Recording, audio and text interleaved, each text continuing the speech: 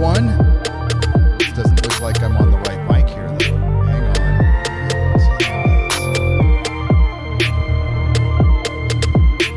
That should be better. I don't know why it's not coming through this one now, but whatever. As long as you can hear me, it should be fine. What's up, everyone? Welcome back to the Nerdrotic Nooner. My name is Gary Bickler, and I'm live in San Francisco, California. And I come to you from Nerdrotic.com. And let's get everything going. Yeah, this freaking StreamYard stuff that likes to flip the properties on you right when you start. That's not fun, but hey, it's working now, so looks like it's coming through the right mic, so that's good. All right, let's see who's here. We've got a lot to talk about today. It's been, wow, I didn't live stream at all. And of course, somebody's calling me right when I start. Yesterday, I know, and it feels like forever. It feels like forever. So we've got Madden here, and Stephen W, and The Storm, and Jim Flagg, and Aiden Hamilton, and Master Sidearms, Goatface. Is that the greatest of all time face, or is it oh, there's a goat there. So, okay, that answers the question. James McDonald, thank you for being a member. Fallout Zone G, thank you for being a member. Zombie Rain, what's up? Hey, that's something, that's an Exozone topic that we might hit on. Lady Gravemaster, our great producer here at Nerdrotic, made me aware of zombie cicadas. Yeah, weird, huh? Tad P, Sapphire Blue 328, Judicon, thank you for being a member. Bruce Wayne is here. Bruce Wayne, I'm very sorry to hear about your balls. We will be talking about Tom King today, or I will forever now call him Tom Karen. If you notice that in the title, it is Tom Karen. Joe J and Val Morado, RC Mouse, thank you for the super chat. We'll get to that in just a second. David Harvey, Max Relax. We're going to try to relax today. Geek Tropology. Oberon. What's up, Oberon? Thank you for being a member. Randy Scribner Jr. He says, hey, Gary. Oh, hi, Randy. Joe Bag of Donuts. And Nyla Shadow is here with his wrench. I don't know what other wrenches we have here right now. I know Lady Gravemaster had to do something. So, Nyla Shadow, you might be solo right now. What's up, Robert Morgan? And we have a new member. That's awesome. Hail the 10th Doctor. Welcome. All right, today we're going to talk about the winds of winter not arriving today. Today was the deadline that George put on himself, so break out the chains, the shackles. We need to take him to the Isle of Wight, or the White Island, which is an island in New Zealand that is surrounded by sulfuric acid. I can say it. We will also talk about Dynamite. Dynamite has recently made a statement concerning Comicsgate. I have no idea what it says. We're going to read it for the first time together. We're going to talk about Tom King's apology and the cancel culture that has become the comic industry as it dies. It is literally dying. And they are acknowledging this now. Creatives are acknowledging that they might not have a job. We'll get to that as well.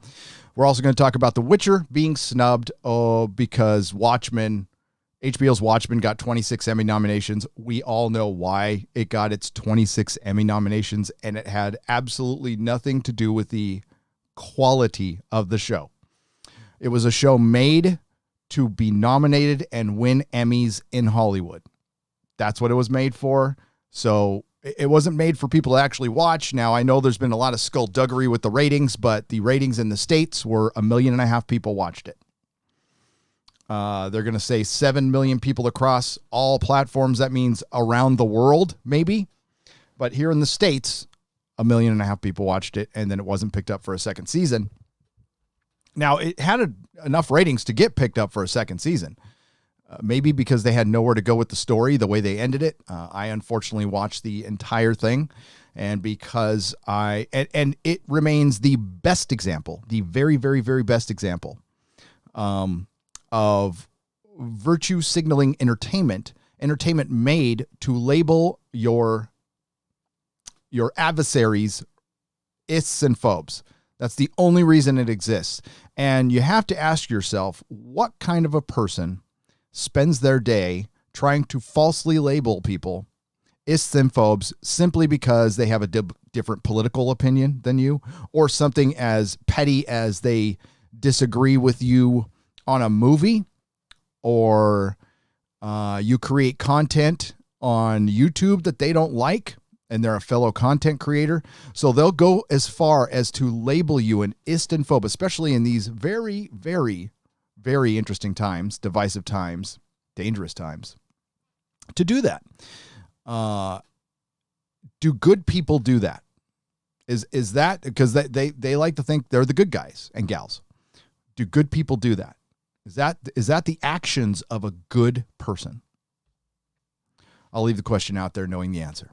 We're also going to discuss Hollywood is going to have their hands out. They currently have their hands out for bailouts. Quite frankly, a lot of the comic book publishers, a lot of gaming companies that create games, a lot of independent film producers are still alive because of the taxpayer, the person who actually pays taxes. That's why they're still around. That's fine. I'm very happy to contribute to the truck drivers, the caterers, the working people in the industry. But the chances of that money being used for skullduggery in Hollywood remain high. That's what I have a problem with. That's why I am absolutely against bailouts for Hollywood, because I do not see them as essential. And we'll talk about that. Being in California, it's very questionable what essential businesses are right now, because nobody really knows. Nobody really knows. Obviously, I have a resentment for that, because that's adversely affected my life.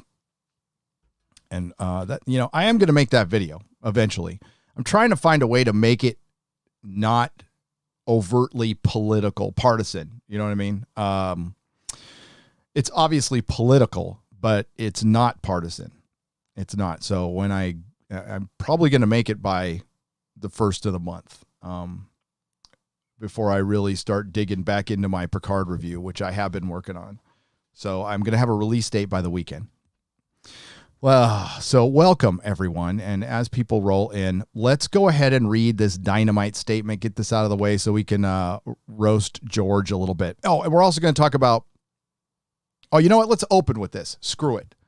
Ricky Gervais dropped a bomb on Twitter last night, and it was glorious. Glorious. And Ricky Gervais is an international treasure.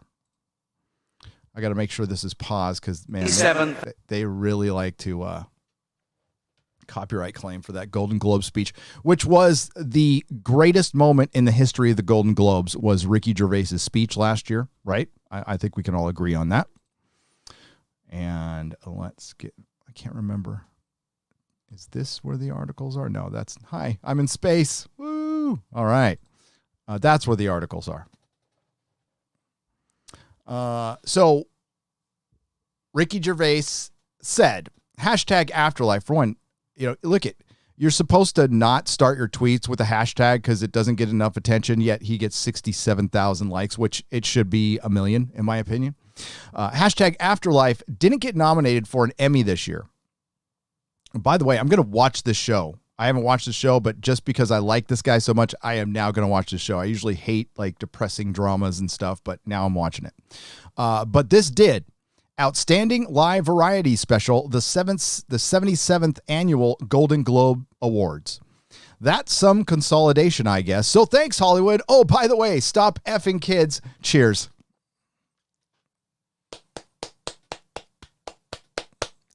Freaking beautiful.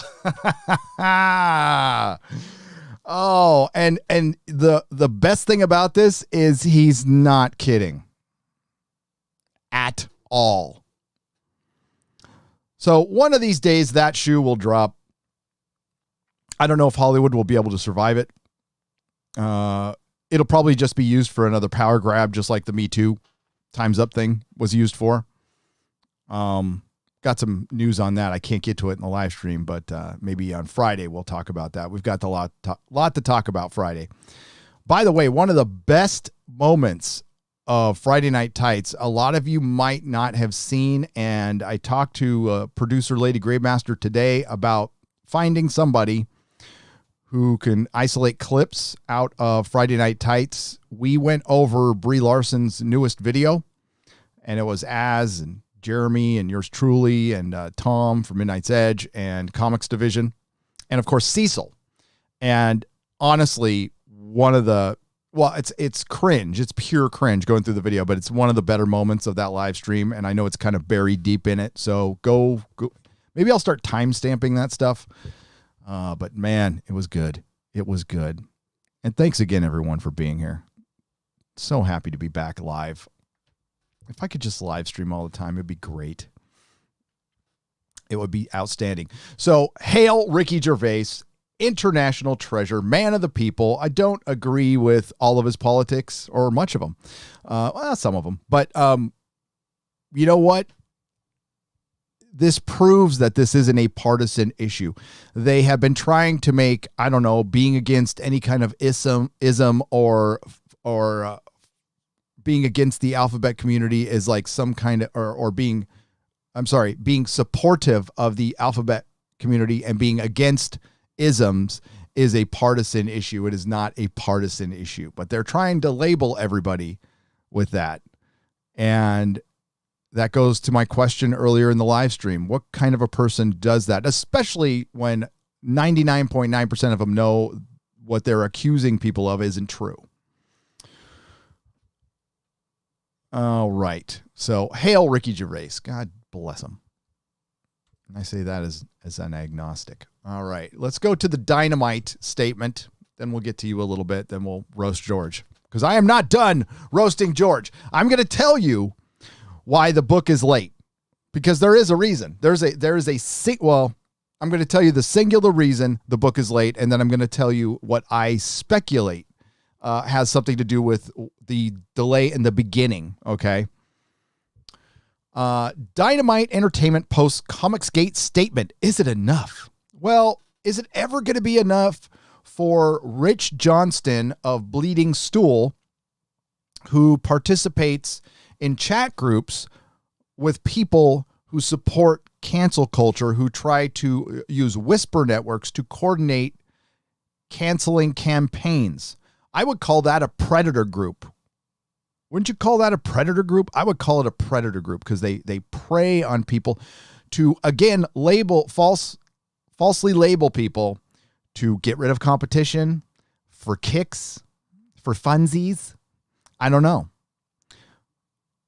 In recent days, Bleeding Stool has reported on Dynamite Entertainment's issues with its staff and creators over their recent decisions to publish and crowdfund for comic book variants of their titles by and featuring characters from people associated with Comicsgate.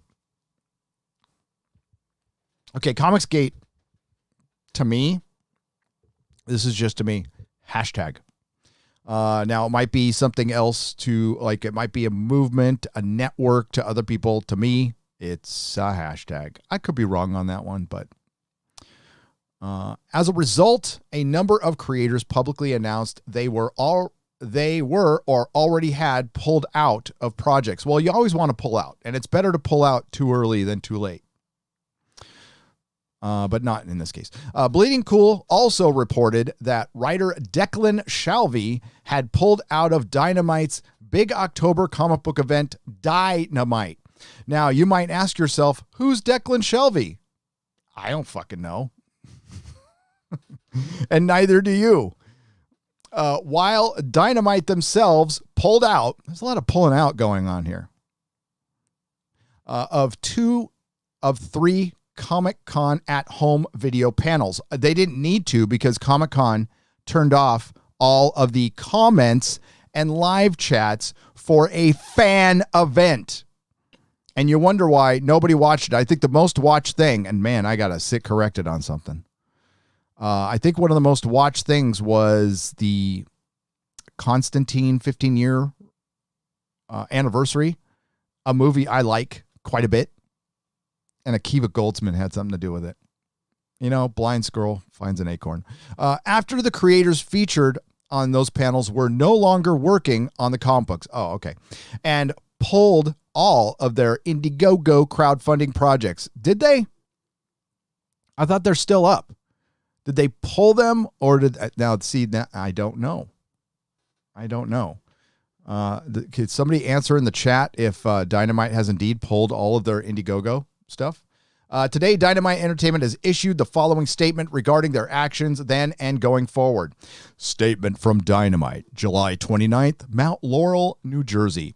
Dynamite Entertainment is a partner in the fight for equality and inclusion. Our company was founded on these core values more than 15 years ago, and they are essential to the creative process. The work of visionary artists and entrepreneurs that we are passionate about. Intolerance has no place in our company or our industry. The impulse behind the brief association was that of helping a friend of many decades and his family. Oh, and did we not know this statement was coming? And not how the assistance could potentially affect our valued colleagues, partners, and friends. The association is behind us, and this time has strengthened our resolve to continue working with the most diverse talent in creating the best comics possible. Now, nobody is against working with diverse talent, being inclusive, equality. Nobody's against that. I can't really recall anybody saying they're against any of those things. I think that criticism comes from pointing out the obvious, that some jobs might not have been earned on merit. Now, if you want to give somebody a chance, oh, great, go for it. I have no problem with that. If you give that person a chance and they suck at it, well, that's one thing. You know, I am all for second and third chances, giving somebody a shot. And honestly, I've said this before and I'll say it again. As far as Mags is concerned, if her game was to use her identity to get work and somebody offered it to her, fucking more power to her. Go get your cheddar. I really don't care. I don't think that's the issue anybody really had. I think has a lot to do with treatment of customers. That's where my particular issue is treatment of customers on social media. And we aren't seeing inclusiveness and equality. We're actually seeing the opposite of inclusiveness and equality, because I hear a lot of the same voices over there in the comic book industry, but I'm not hearing a lot from the other side, because the other side has been painted falsely as ists and phobes by the side that works there, by the side that Nick Barucci is currently bending the knee to. Now, Nick Barucci has been spending a lot of time over in live streams. I think that had to do with Ethan, and I know they're friends. I don't mean to disparage the man, but this statement right here, while sounding like it's all kumbaya, is bending the knee. Again, he just bent the other knee. Now, I don't know what caused him to do this. I don't know. I'm not going to pretend I know what's in Nick Barucci's head. And I don't care. Dynamite's not that big of a publisher. Okay. They're one that I liked. I liked a lot of their stuff. As far as the smaller publishers go, they were one of my favorites. I liked them more than I liked IDW. I liked them more than I liked Image. But I will not be supporting them financially in any way, shape, or form now, because of the backing up of basically calling some of my friends part of a hate group when Nick is hiring members of a predator group, a group that systematically goes out and tries to keep people from working based on their political opinions, based on maybe some crass comedy. Now, before I go forward, I'll tell you right now, I'm not Comicsgate. I would never claim that, but I have friends over there. I have friends all over this comic book industry. And maybe some ex-friends, who knows. But there is a few people in power in the comic book industry that control it all. And they're not really financially powerful. What they are is they just have a lot of social equity in the comic book industry. You see Brian Hibbs' name go out there quite a bit. He has a lot of power in the comic book industry. And quite frankly, it's because he's been around a long time. And it's not that his shop is like the biggest, because it's not, but it's been around for a long, long time. And that's given him a lot of juice. What we used to call in prison is he's got juice. He's got juice. So there's a very Nick Barucci. You know, it's funny is he mentioned this at Comics Pro that there's very few people out there who essentially control the comic book industry. And man, did they make him just. I mean, he bowed. This wasn't even kneeling. This was bowing and kissing the ring. Oh. So that's it. That's it. That's it. The comic book industry just wants to go in this direction. Let it go in this direction. There is a point where we don't want to give up fights. We don't want to surrender too much ground to the NPCs, the SJWs, but I don't have the desire to and after this, I won't even speak of it, of Dynamite, of anything. They reached out to me to do some stuff. I think they reached out to just some guy. I know I'm not the only one. And yeah, it's too bad. Now, I'll read the rest of this and I'll give you the rest of my thoughts on, the reality of what's behind all this. And there are hard truths that we have to speak of. Okay. That people who, not everybody on, I'm not going to say our side. Okay. But over here on this platform is innocent. All right. There has been some tomfoolery, skullduggery, drama that has adversely affected Comicsgate. There is likely to be plenty of commentary to follow of all manner of folk regarding whether this is the right kind of response from Dynamite Entertainment, whether it is appropriate statement to make, and whether it addresses the issues at hand. It will be enough for some, but others will likely find it wanting. Dynamite did also include a list of current creators they are working with, which is missing some important names, but also consists of some that had previously pulled out. These names are Kevin Smith, David Walker, Vita Ayala, Christopher Priest, Andy Mangels, Lee Moore, Danny Lore, Neil Gaiman, Garth Ennis, Derek Robertson, Mark Russell, Brandon Thomas, Amy Chu, Peach Momoko, Reginald Hundlin. I'm saying his name wrong. Nancy Collins, David Walker, Mirka Andolfo, Steve Orlando, Greg Pak, Jenny Frisian, Matt Wagner, and a host of up-and-coming new talent. Not enough to even mention. And I know what you're saying out there, normies. Who are these people? You might have heard of Garth Ennis, Derek Robertson. Well, they're behind the boys. That's by far the biggest title. Gail Simone said she was going to leave. I would call that a plus. As a matter of fact, I think all publishers now have a roadmap to get out of the Gail Simone business. All they have to do is hire a CG artist and you'll get rid of Gail Simone. I think that's a plus all the way around. Here's the problem. Aside from Garth Ennis, Derek Robertson, and maybe Neil Gaiman, nobody there is going to pull the kind of money in that they could have made elsewhere. So this, I think a lot of this really doesn't have to do with politics, and it has everything to do with the new direction comic books are taking. They see that they are an endangered species. Quite frankly, there's a new boys comic out right now, and And it should sell better considering it's an Amazon hit series. Well, I think a lot of that has to do with Derek isn't doing the art in it. But here's the problem. There were some things that happened early on and we have to talk about this. There's some things that happened early on in Comicsgate that weren't.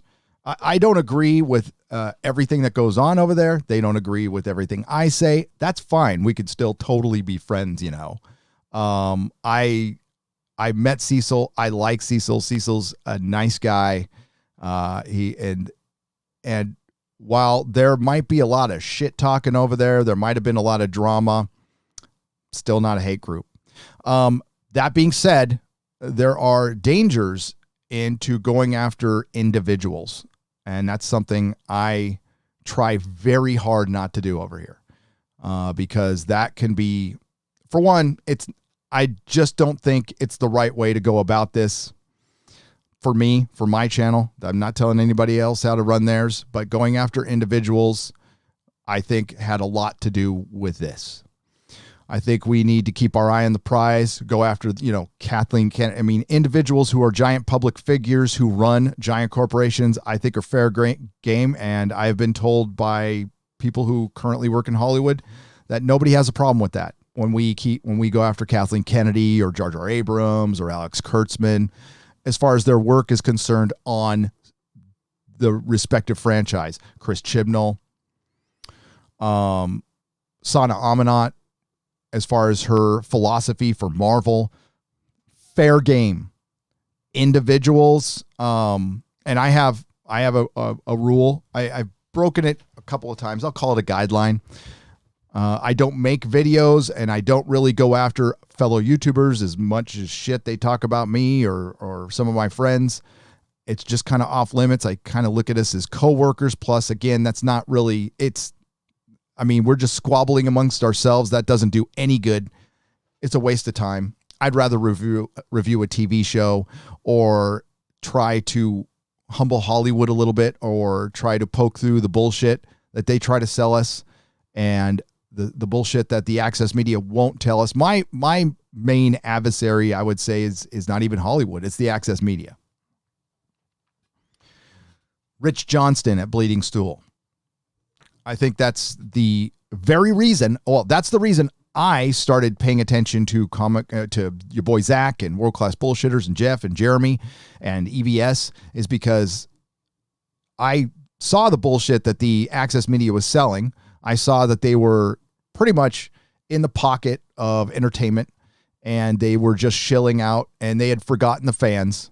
And I know I'm just a sap. I've always been about the fans. Even when I was at my store, I wasn't big on meeting comic book creatives or movie stars. I don't give a shit about all that. I like them in entertainment. Outside of that, not really so much. I'd rather talk to a bunch of my customers at the store who became friends or talk to some of you in the live streams. And that's the disconnect. And that disconnect is getting worse. I thought things were getting better. Now it's getting worse. But it's going to be to the entertainment industries. It's going to lead to their doom. Hollywood, we're kind of past the comic industry. It's in hospice right now, and we're moving on to Hollywood. How do you think the comic industry is doing if Hollywood can't survive? Because the comic industry right now is a parasite on Hollywood. That's pretty much all they were. They just rely on them for money. Quite frankly, the entertainment industry might end up being Amazon and Netflix, and that's it. These streaming services are freaking DOA. I mean, hey, remember Peacock premiered last week? Anybody remember? Anyone? Bueller. Disney Plus. Yay. Hamilton. That's Normie Nip. So, yeah, see, the big problem is the other side, the disingenuous predator group that is the Whisper Network, that is the comic industry, will find your weaknesses and hit you at them multiple times. And the weakness for CG, in my opinion, was the squabbling, all the squabbling. They seem to have moved past it, though. It's been a while. So I credit them for that. And amidst all that squabbling that I wasn't like crazy about, again, I'm not telling other people how to run their channel. I didn't unsub from any of them. I stayed subbed. I support them. Had EVS on. I like EVS. I like Cecil. I like John Malin.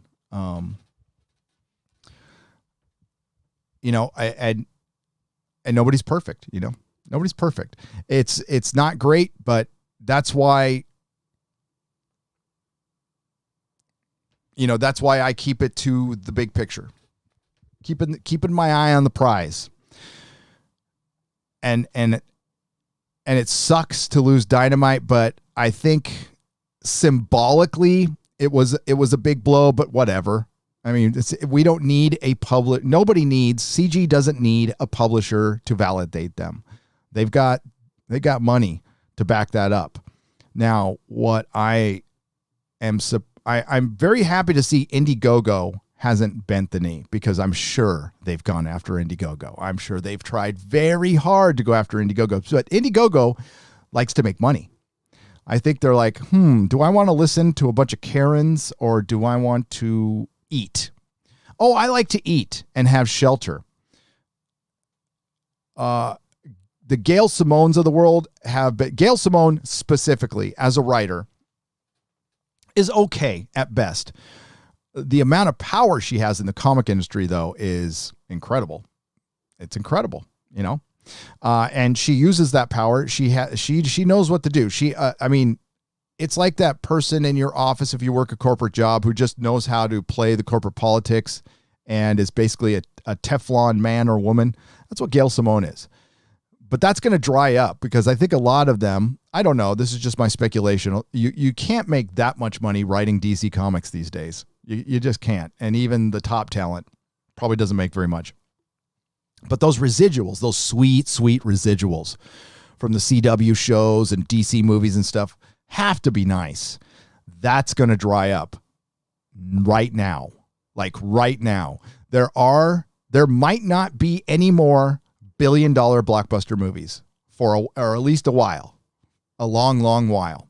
Now, Hollywood, and I saw my good friend Robert Meyer Burnett whinging about the country's response to this. Well, we have a thing called states' rights. So you have to whinge about the state. Now, if we want to whinge about the state of California and their response and what they've done over the last few months, that's open to criticize. I would definitely criticize them. The reason we have a problem right now, and while everything was about to open up, and Disney spent a lot of money to prep for that. Oh, and by the way, my wife spent a lot of money to prep reopening her salon, to have the rug pulled out from under them 2 days before they were supposed to open. Why? Because there was thousands of people running around on the streets, jumping all over each other and burning stuff down. And that's what caused this to go up. It wasn't the bars. It wasn't Orange Man. It wasn't anything other than a bunch of people going out and running around.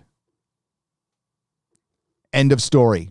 I don't want to hear about anything else. That's why we all got reset. Was it used as an opportunity? Absolutely. Is that stuff real? I don't know. I don't know what's real. Sure. But I know my wife had to shut down her salon, and Disney had to pretty much close Disneyland again. Disney World is empty. They can't shoot anything here. And even if they could shoot anything, they can't release anything. They're going to release Tenet overseas, and the minute they do that, it will be on sail in the high seas right after that. And how many people are going to sail the high seas to see Tenet, to be honest? I don't recommend it. It's wrong. It's wrong. I mean, I can't. I got to admit I want to. I got to admit I want to. And I'm not going to judge you, but I can't. It's a dumb honesty thing. Oh boy. Oh boy, boy, boy, boy. Then we're gonna get to George in a second.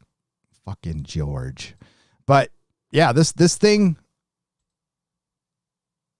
with CG is, it's unfortunate, but keep on plugging.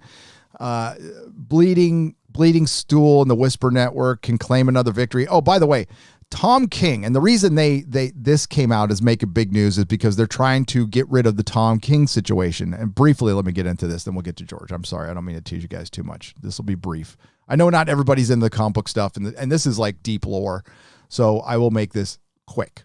I will make quick business of this. Tom King did something despicable. Tom King's a writer or a former writer for Batman, and he is currently writing the fourth world movie with Ava DuVernay or something. He's writing that, The New Gods. And he decided to wake up one morning and cancel Asian artist who has been around for decades, one of my favorites, Jay Lee, because Jay Lee took a job. Ethan hired him to dry cover for his book. So Tom King went out and tweeted that Jay Lee is part of basically sympathetic to a hate group. That day, Jay Lee was going to bury his dog, spread his dog's ashes down in San Diego. And he didn't end up doing that because he was getting canceled because Tom King, former CIA agent, employee of AT&T, Warner Brothers, and DC Comics, decided to cancel an Asian man. A white man decided to cancel an Asian man. Apparently, that's okay. Tom King still has his job. Tom King is just fine. He's still employed by AT&T, Warner Brothers, and DC Comics. And then Tom King decided to clown him.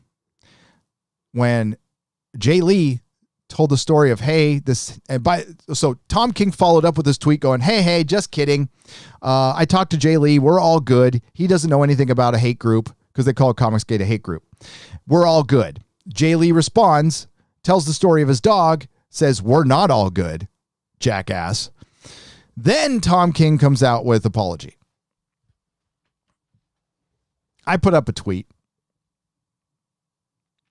F Tom King. Somebody was nice enough to send me an image of F Tom King.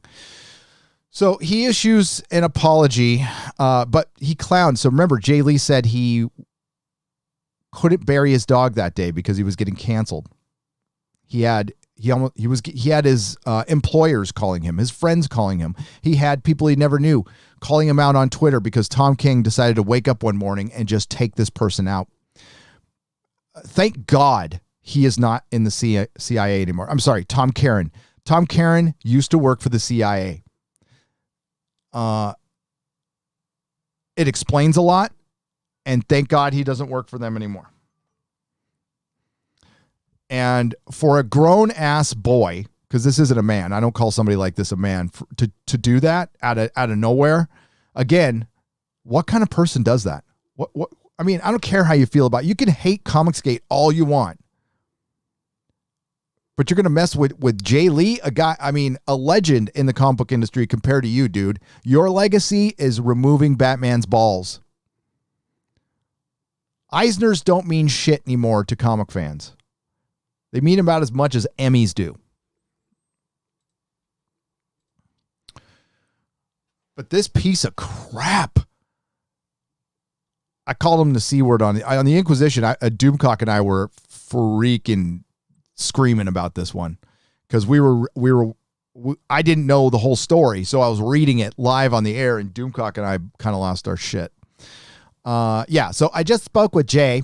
He's not on Twitter. Didn't know Comicsgate existed and doesn't support hate of any kind. We're all good. Best possible outcome. Yeah, except we're not good. By the way, nobody supports hate. Nobody supports hate. I really dislike what these do. But what is hate? What is hate then to do something like this? This, my friends, is hate. Today, DC put out an alternate cover to Rorschach by Jay Lee, who has also done covers for Comicsgate, a hate group DC does not consult creators on alternate covers, nor do they need to. I reached out to them to express my deep disappointment. Far as I'm concerned, this is the cover for Rorschach #1. Well, far as I'm concerned, boycott the shit out of this book. For one, it doesn't have the real Rorschach in it. It takes place in the god-awful HBO Watchmen universe. So feel free to save a few bucks, because as with every single Watchmen comic that has come out since Alan Moore's Watchmen, it's going to suck. They all suck because Tom King is about the furthest thing from Alan Moore than you can get. I think the only person who writes worse than Tom King is Mags Visaggio.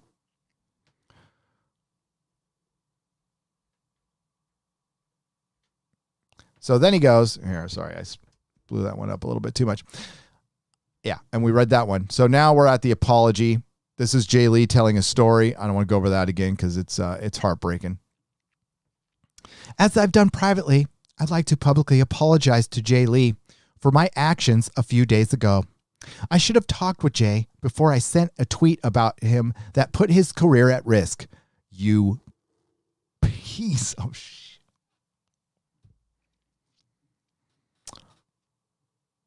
I can't wait until Comic-Cons fire back up again, because I will be at the next Tom King panel and I will ask him, "Hi, Tom, what was your motivation for wanting to cancel an Asian man as a white person?" I made a critical mistake and I am profoundly sorry. By the way, I know that's identity politics speech, but you got to use it against him. That's not how I see the world, by the way. I will do what I can to repair this with Jay, and I will do better in the future. I'm not going to offer explanations because you have none. And the only reason you're apologizing now, because I'm betting you got a phone call from some higher ups at AT&T, not DC, not Warner Brothers, not the people working on the film, AT&T. And I'm not asking for forgiveness or understanding. You know what? I'm all about forgiveness. I'm all about forgiveness. But I'm not sensing a true apology here.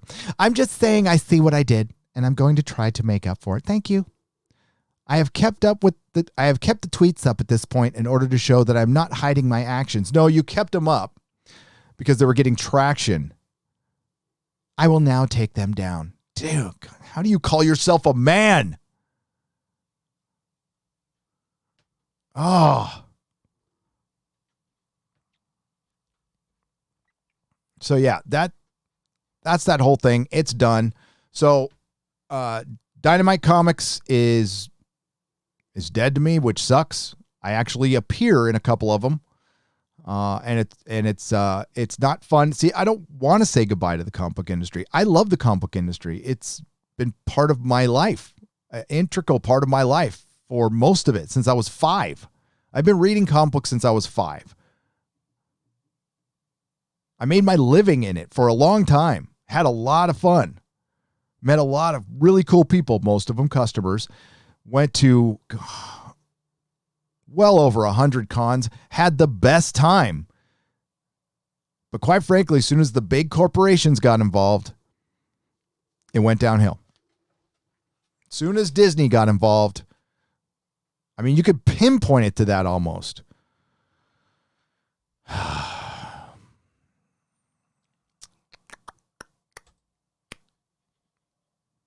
Read a couple super chats and then we'll get to Jorge.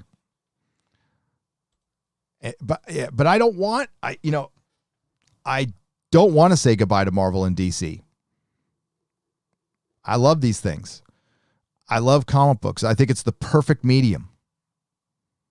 But quite frankly, I can't stand the people working in the industry, and they're not all bad, but you know what? The good ones are keeping quiet right now, and that's not doing any good. And everybody's looking out for themselves. Well, the comic industry, the cancel culture will get what they want. Be careful what you ask for, because the comic industry will be canceled. And Tom King will have to write Dog Boy or Captain Underpants now. And Gail Simone. You see, the American comic book industry is dead. It's dead. They had months to plan, unite, get together, and work on a serious strategy to relaunch the comic book industry. They had an opportunity, a great opportunity to make it better, to grow it. It was also their last opportunity. And what did they do? They canceled each other. They worried about Comicsgate.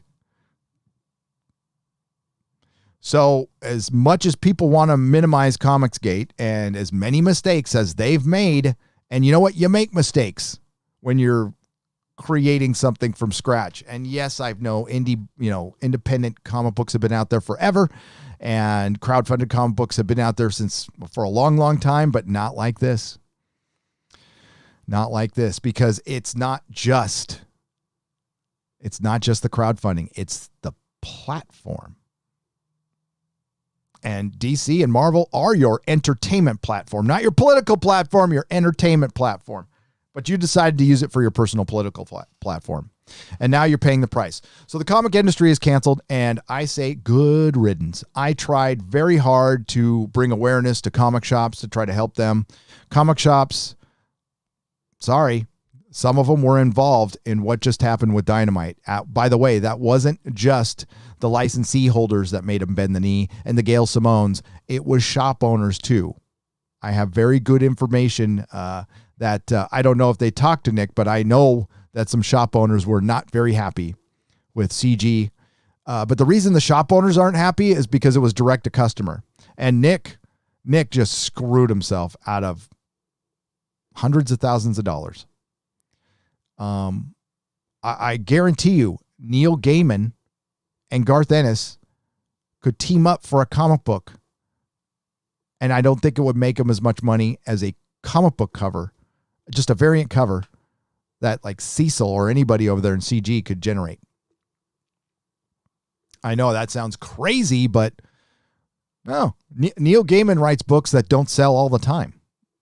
They sell okay, but not as much as you'd think. And Garth Ennis has written a ton of books that don't sell. Grant Morrison has too.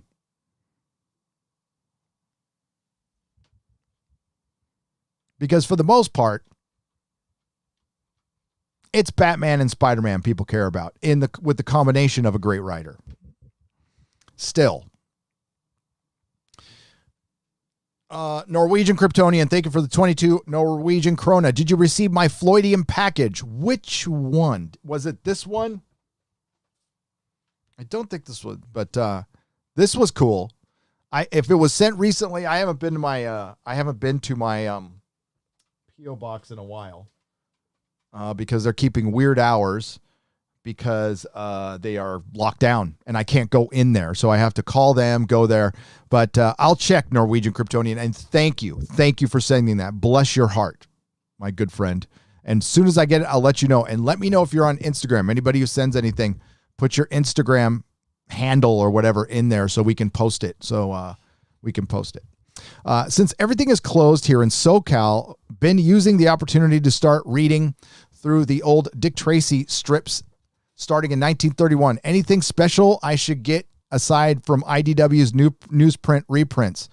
RC Mouse for $10. I would start going on eBay and looking for cheaper comic book runs. If you like the old stuff, I'd find the Superman Omnibus Detective Comics or the Batman Omnibus. They're still pretty cheap if you like the good Golden Age stuff. And there's quite a market for real new strips out there too. God, Superman ones freaking sell for a fortune. I have a couple. I do own a couple. Jimmy Stewart is a new member at the Proto Molecule level. And thank you. Welcome, by the way. Welcome. Vince Hickey for $14.99. Hail, Nerdrotic. Is it possible to watch the Who's Best Doctor Who Comic-Con at home panel? Riversong says she hates the Timeless Children episode because it turns the Time Lords into child abusers. I don't think I can watch the whole thing, Vince Hickey. If you want to give me a timestamp, I would certainly go to that part and we can discuss it. If Lady Gravemaster, if you're out there or somebody could give me a timestamp of when she says that, I would be happy to go over it. No problem. But yeah, the whole panel, yeah, can't do that. But I'm not surprised. Vince, most everybody hates it. It was a complete disaster. Doctor Who is going through its last Jedi. Chris Chibnall, like they always do, they overplayed their hand. They thought they had a bunch of capital, just like we're seeing in real life. We're seeing we saw a bunch of people running around, and everybody thinks that's the majority, when it turns out it's not. And the very silent majority, which cannot stay silent for much longer, or you become irrelevant, by the way, is already showing they're not very happy. So, and one of the biggest topics that's going to be on this channel for a while is the crossroads Hollywood is at. All right. And let me preface this again by saying nobody's for hate. Nobody's for any kind of ism. Nobody is against the alphabet community. Genuine inclusion, diversity, great. We just want to be entertained. But for specific entertainment, Marvel Comics, DC Comics, Star Wars, we don't want it politicized. We don't want it politicized by a partisan, personal, not even that partisan. It's elitist partisan entertainment. And we also want to enjoy some escapism. We need a break because we are getting bombarded with this crap all day long. And we don't even have the luxury of our jobs to distract us from it. So Hollywood, you're losing right now because people aren't going. You think people are sitting around and they're just going to wait for movies to open back up again? No, you just got people out of the habit. And when you return, and this is the case for everything, there is example after example with this. Just go ask any TV show that was running that decided to take a 2-year break instead of a 1-year break. Aside from the anomaly Game of Thrones, pretty much every TV show that takes over a year to come back loses 15 to 30% of their audience. Some of them gain it back. Some of them never do. But you lose that. What do you think the theaters are going to experience? We're not going to have as many open. And when they do reopen, people aren't going to be rushing back. And when they finally feel safe because they've been bombarded with fear porn for the last few months, they're not going to rush out there. Look, there's an empty Disney World. Me personally, my ass would be at Disney World. If I was in Florida, I'd be there. I'd be going, and Universal too. But if you don't want to go, I don't blame you. Fine. I mean, this is the stuff Hollywood perpetuated. They were all rah, rah, rah, a couple of months ago, and 26 Emmy nominations for Watchmen. That has nothing to do with the quality. Yeah. You are completely disconnected from your audience. And it's not because your audience is racist. It's because your audience wants a break from the politics. Watchmen, the Watchmen show could have been good. It could have been good. But they decided to make a giant 8-episode virtue signal. And that's what they did. They made it to win awards. And that's what it's going to do. It's not good. It's not quality entertainment. If you heard what the plot was, you'd think I was crazy. But Doomcock and I reviewed it on the Inquisition. Thank you for upgrading to the Gandalf level. Hail the 10th Doctor. Appreciate you. Vince Hickey. If we can get, I'm keeping an eye out for that timestamp. All right. Let's talk about George, shall we? Talking about the need for escapism. Wouldn't it be great if The Winds of Winter came out? Game of Thrones, of course, was a complete disaster. I chronicled it pretty well on this channel. Others did too. But I, along with a couple of other YouTubers who were covering the show at the time, have read the books and know them extensively. Now, as you know, I don't consider myself an expert on anything. I don't have that much sheer fucking hubris. But I know the books pretty well. I've read them like way too much. So I did a video about 3 weeks ago going off of a George RR Martin blog post where he stated some specifics about where he is at the book And knowing what I know about the books, he's only halfway done. So last May, George made an ill-advised statement. In so many ways, it was ill-advised. Last May, George decided to say that he decided to promise that if he didn't have the Winds of Winter manuscript in hand in time for the Worldcon at New Zealand by July 29th, 2020, fans can imprison him. Now, we'll get right to the article.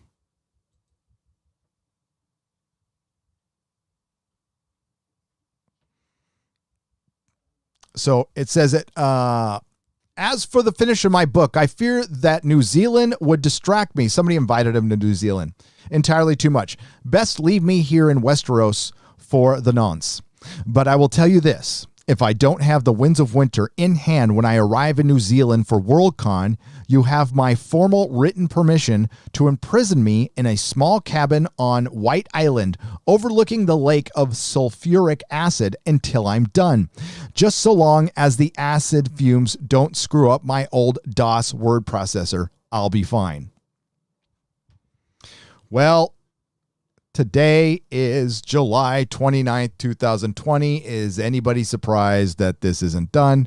I was holding out hope. I honestly was, because I truly want this book to come out. I would like nothing more. And believe me, I don't know if you're going to like it or not, but if it did come out, I would have reviewed every chapter on this channel. We'd be doing a book club. It would be just all Winds of Winter all the time. And look at Kaylee. She decided to mention me down there. That's very nice. So we go to, this is from 10 days ago. Writing. July 19th, 2020, 10:20 a.m.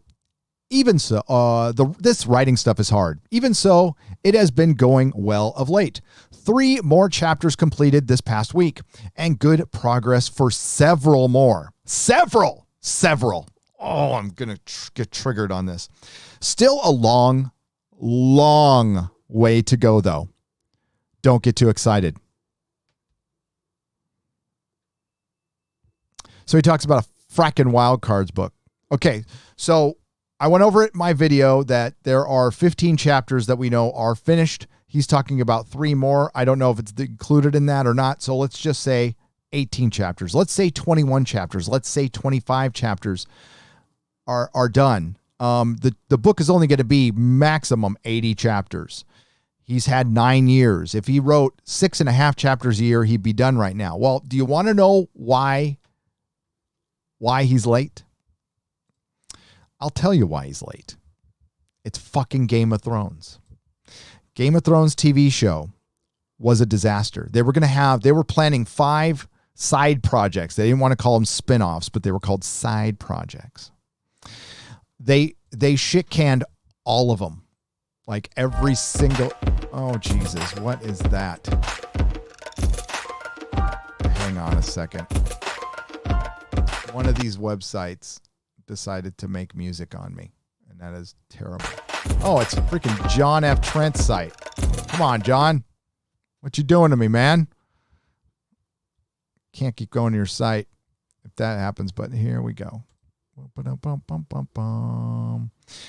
There is some news on the House of the Dragon front. Here we go.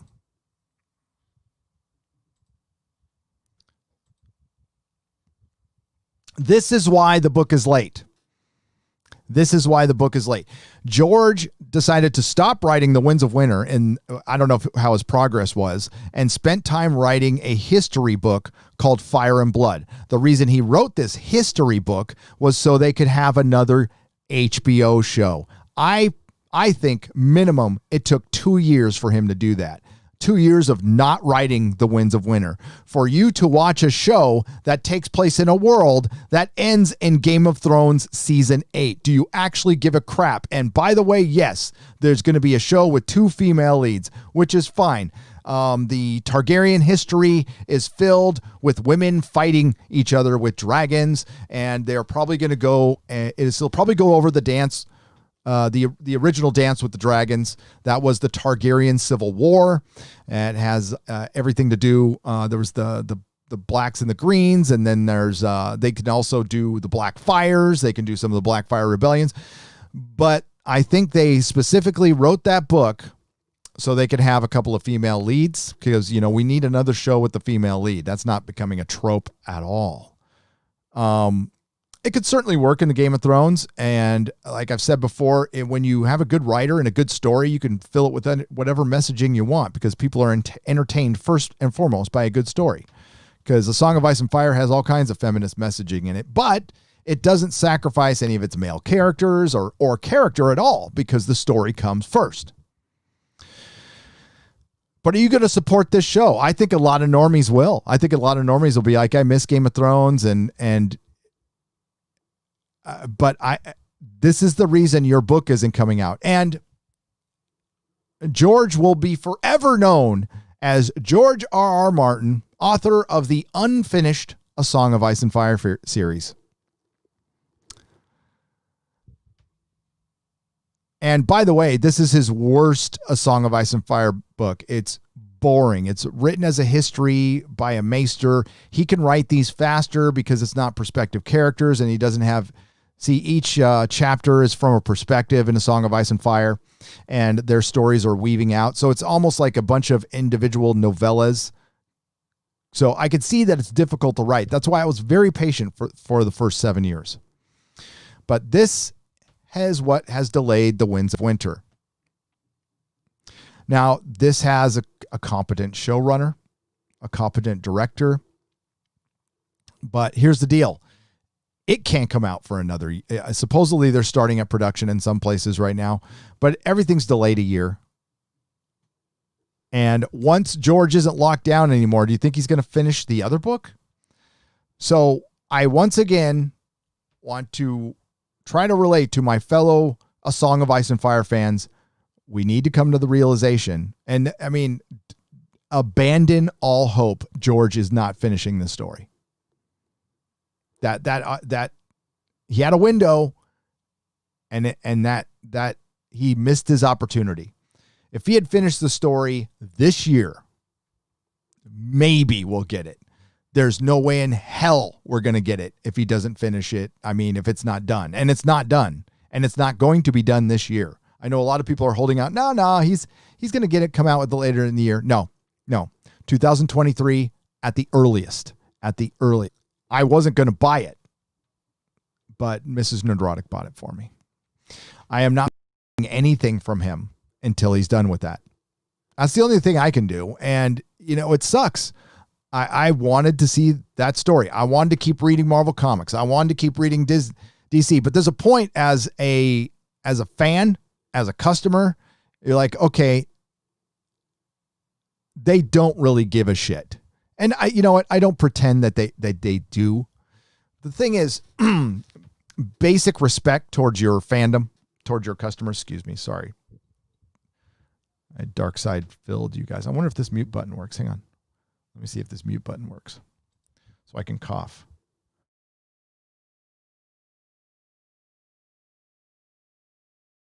That's awesome. I have a mute button so I can like that. Sounds really annoying. All right. Yeah. Whew. And don't get me started. I mean, like, I just recorded I don't know. I've always wanted to read one of the sample chapters for Winds of Winter.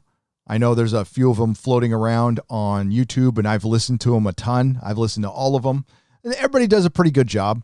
I wanted to take a crack at it, so I did. It was a Patreon exclusive for a while, and then members of the Gandalf level can listen to it now too.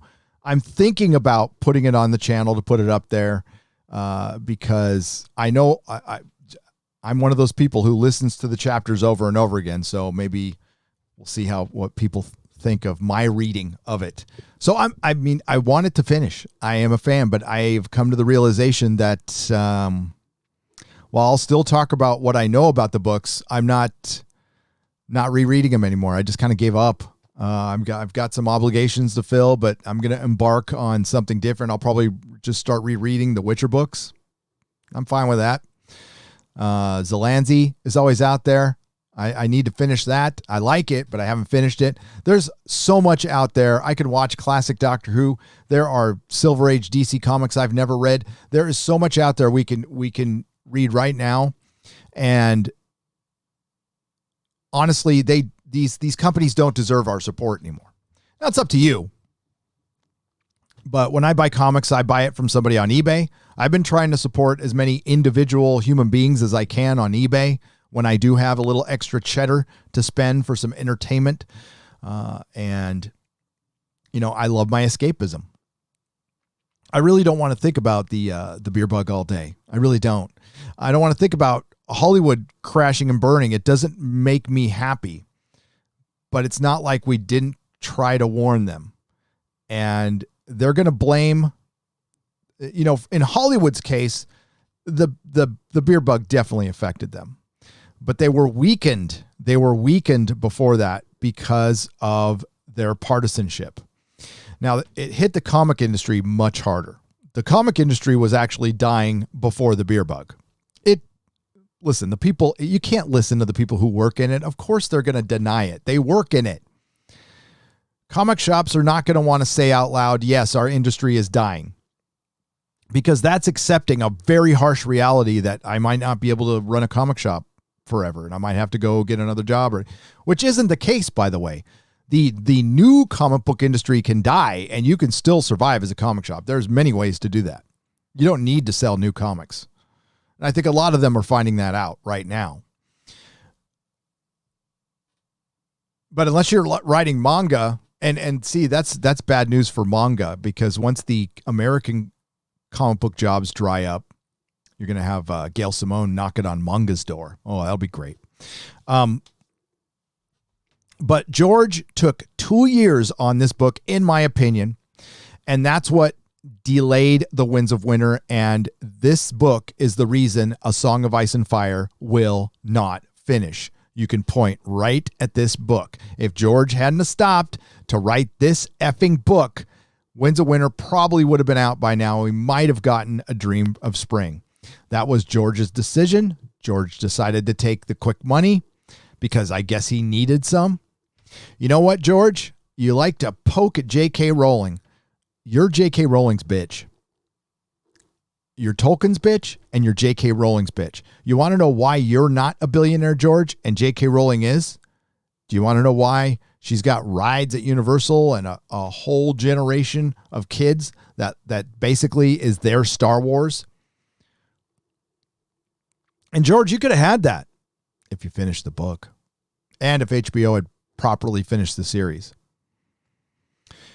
But you didn't. And it's kind of remarkable when you think about it, and it goes to show you, when you get wrapped up in something and you stop listening to the people you're making the stuff for, how a disconnect can affect you. The disconnect started to happen when Game of Thrones hit the normies and hit the stratosphere, and all of a sudden everybody started thinking they were the best at what they did. And there's a lot of people who worked on Game of Thrones who were the best at what they did. But Dan and Dave were not one of them. They were frauds. And we found that out. They were just huge frauds. Apparently, they rewrote the last episode. The Dragon Demands is like on a mission to defend Emilia Clarke. And good for him. And apparently they lied to her. It's not going to change the fucking show. But yeah, they got lazy at the end. HBO should have kept them on as executive producers, brought in new showrunners who were a little more hungry, who wanted to adapt the books a little closer, and they could still be making Game of Thrones. Wouldn't it be nice? I think it'd be kind of rad to have Game of Thrones still on the air, done properly. And you could do whatever you want. You could have it doesn't matter if the kids age. You can say it took that much time. It would have completely worked. And guess what? Pretty much everybody working on that show, it's not like they're all going to go out and be big movie stars somewhere else. So HBO had an opportunity to have their Lord of the Rings. something that's looked back on fondly. And now they have, I mean, God, HBO Max, before Watchmen started and when after the first season of Westworld and when Game of Thrones is doing pretty good, they're probably, God, man, our streaming service is going to totally kick ass, dude. It's going to totally kick ass. And then 2016 happened. Wah, wah, wah. Oh, well, another reason I believe George delayed writing the book, and I've talked about this before, is identity politics. Oh, the wonderful game of intersectionalism and identity politics definitely offended. No, it didn't offend me, but affected A Song of Ice and Fire. I think George saw the political climate and saw that, you know, he's realistic. You know, George wanted to be free, feel free to write, but he has a lot of women being abused, you know, because it's a feudalistic society and it's real to that story. And now he's got to write, kind of like back off from that because of political correctness.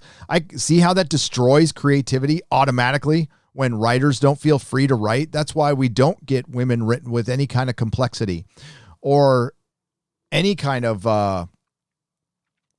you know, anything other than basically, you know, Young Ripa talked about this and I thought it was great that he brought this up. The only people who are going to be written with any kind of complexity are freaking white people because they're the only ones you can vilify right now. So you can't write, I doubt Hollywood is going to portray a black man or woman as a villain unless they're like a super mastermind at all. And that's just the harsh reality. You're not free to create whatever story you want to create. And you know what? I'm going to assume that most people in Hollywood aren't ists and phobes, but that's probably a false assumption because they are. Identity politics is racism. And I think it's time we start recognizing that, you know, it's just projection. That's all it's ever been is projection. You know, and I love how Hollywood is trying to frame that it's the customer, it's the viewer that created all these problems where what is it? I always get Ice-T was out there asking for Hollywood reparations. Good God. Oh, just when, you know, 2020 is pretty crazy. It's pretty crazy, but we'll get through it, folks. We'll get through it. Despite what the mainstream media says, we'll get through it. Now I see my friend, Stargate 404 in here. He says, GoFundMe for George R. R. Martin's jail cabin on Sulphuric Lake. Yes, let's start it. Stargate 404. And Stargate 404, thank you for the $2. I know you are into the Warhammer community. I don't know anything about Warhammer other than it's been infiltrated. And all I remember is over the last couple of years, people are going, when is it going to hit Warhammer 40K? When is it going to hit Warhammer 40K? Well, it did. So I think Az is going to do a video on that, and he would be much more qualified to do it. So I would recommend taking a look at what he has to say about it. I know there's a campaign to try to fight it, but it's going to be tough. I know a couple of weeks ago, I promised to get a young lady on the show to talk about how SJWs have infiltrated the knitting community, and I shit you not. We are currently working on getting her on. Lady Gravemaster is going to contact her, and I'll let you know when that's going to happen. We're also going to set up a interview with Philip Morris. Again, that's going to happen soon. Mr. Insanity, thank you for the phallic unicorn for 99 cents. I do appreciate it. Jimmy Start, thanks again for the $2. But I don't know. I'm so torn with the Game of Thrones thing because I'm pissed. I'm pissed at George. And let me tell you a little story. I went on a set tour with George. Some of you might have heard this before.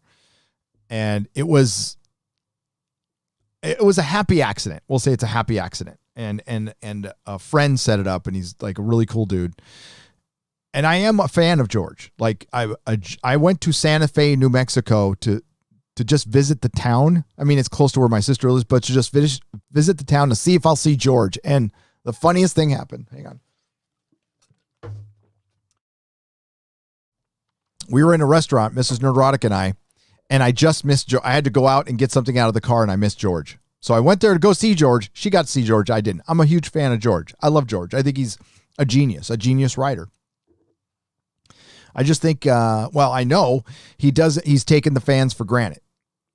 He has taken the fandom for granted. You don't make the decisions you make and then come out and say you respect fandoms because that is lip service. You've had plenty of time to finish this book, but I mean, it sucks because I love it. And I'm having to not support something I love. And it's not going to make a shit worth of difference. I understand that. I'm not going to call for some fracking boycott with George because it wouldn't work. And it's not going to make him write any faster. I think it's more the acceptance. The acceptance of it's not going to happen. What character do you think will be the prologue for The Winds of Winter? I think it's the soldier escorting Jane Westerling in a convoy to Castle Rock. Brian Lewandowski, it is going to be a Jane Westerling chapter. I do know that. I don't know if it's going to be. I heard it was going to be Jane Westerling. Thank you for the $5. But I hope that's wrong because every character who's in a prologue and an epilogue dies. So it'll probably be the soldier. Yeah, it's going to be a Jane Westerling chapter. And that's going to show us where I think it'll be Lady Stoneheart, right? Immediately. Because I just remembered I was on Sporking News' live stream. We were talking about Winds of Winter. And I'm like, how did Lady Stoneheart get Rob's crown? How did that happen? And I can't remember. They probably mentioned it in the book, but I can't remember. So, and you know what? When I did that reading of The Forsaken, I read the Forsaken chapter. I think the Winds of Winter Forsaken chapter about Euron Greyjoy and Aeron Greyjoy is the best chapter George RR Martin has ever written for A Song of Ice and Fire, and it is my favorite chapter. It's brutal. It is got a bunch of blood magic in it, and I've read it 100 times, a couple hundred times. And when I did my reading, I got so much more out of it. I don't know why, but I did. But I think it's going to be Jane Westerling or a chapter surrounding her. Swinging Cod for $5. You see Nick Barucci's latest apology? If anyone is in New Jersey, roll by Marlton and see if EVS is still in the streets with the bus tires marks across his back. Yep. Swinging Cod, but we saw this coming. Favorite New Who documentary doctor besides Dr. Karen? Well, she was never my favorite. I believe my favorite New Who doctor is the 10th Doctor. But I like Eccleston too. I like Eccleston a lot too. Thanks for the stream. You EFAP CG streams help me deal with the family and personal issues. Yesterday, I stopped my father from Inquisitor B3112 for $5. Oh my God. He stopped his father from self-deleting. Well, I'm glad to hear that. Send me an email. Let me know what's going on with that. I'm glad you did that. I don't know if you saw the memology video where they stopped a young lady from jumping off the bridge. That was pretty cool. I'm very sorry to hear that. We're living through the witch trials meets idiocracy, says J1701D. Yes, indeed we are. Indeed we are.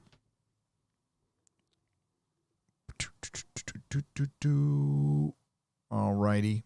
Hang on just a moment. I had a third article. What was I going to go? Okay. I wanted to see what people had to say about George. There we go.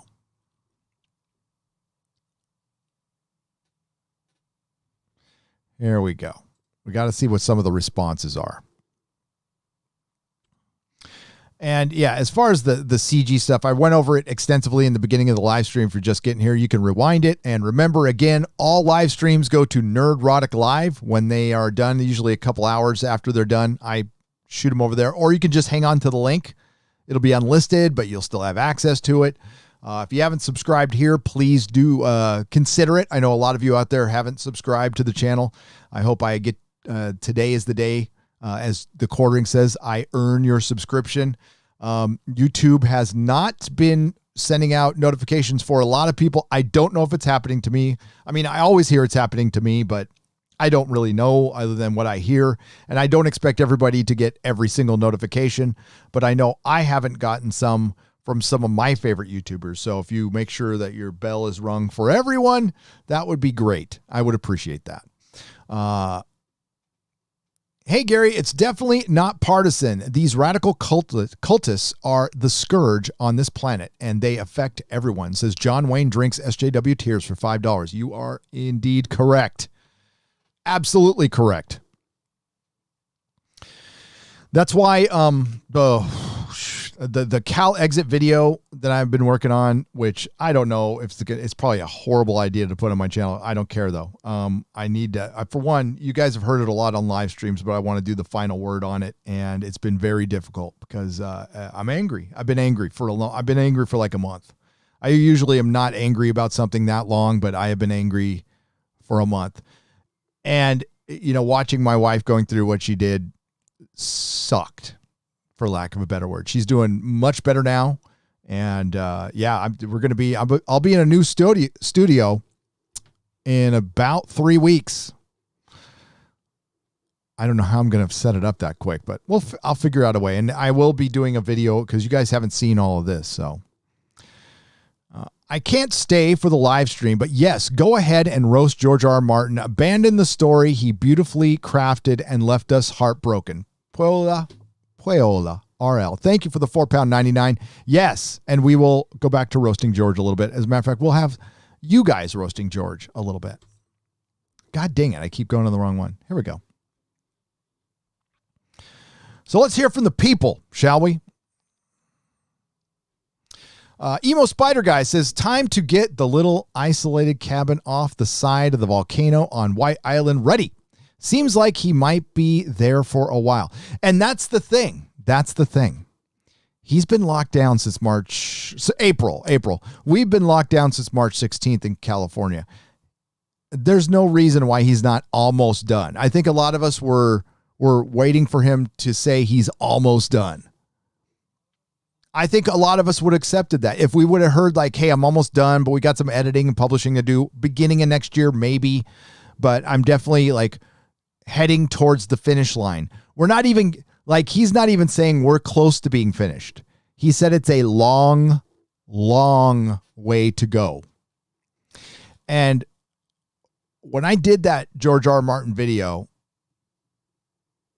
I thought I was going to get kind of roasted, like, because the last time I did a George video was about a year ago. And I got roasted a little bit. People were going, give him time. No. Almost to a man and woman, people are fed up. And they should be. If you've invested time and money into this series, he does owe you an explanation and he owes you a finished product. Doesn't make him your bitch.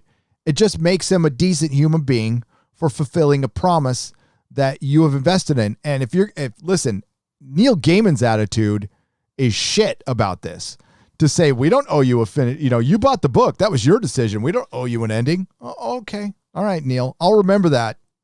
The next time I don't buy one of your books. I got the Sandman Audible. It's pretty good. But yeah. Wow. My dogs. That was my dogs. I don't know if you heard that or not. At first glance, I thought EVS had really, really let himself go. Says, come on. It doesn't look anything like EVS. In prison. So easy to say, but one would have to feed him then. No, you wouldn't have to feed him. He could skip a couple of meals. He's already so rich, he doesn't have to move a finger. If he even finishes one book, it will be a miracle, let alone make a good one. Big money makes us all very lazy, says Jorge Padilla. True point. Critical drinker. At this point, I think he should just give up and turn it over to a ghostwriter. The dude has clearly lost his motivation and creativity. Exactly. I got it. By the way, my apologies. Boom, boom, boom, boom. Hail, critical drinker. Yeah, absolutely. Money and reputation are easy things to rest upon. They are. And the drinker knows. He's a writer, so he knows. Listen, that's why J.K. Rowling's books have kind of sucked outside of Harry Potter. She's comfortable. She's not hungry. I want you to prepare yourselves, Disney Star Wars fans. That's why the prequels weren't very good, because George was very comfortable. He literally sat down directing for a long, long time. And we do need to talk about Star Wars. We're going to talk about, those Star Wars rumors in a little bit. I won't forget that. This is why artists who become famous after their death produce the most amazing work, because they don't worry about damaging their fame. It's just about a drive to create, which is their focus. Well, some artists can still do that, though. In the sports ball, Michael Jordan, did that guy ever rest on his laurels? Did that guy ever stop? No. It's having that competitive edge.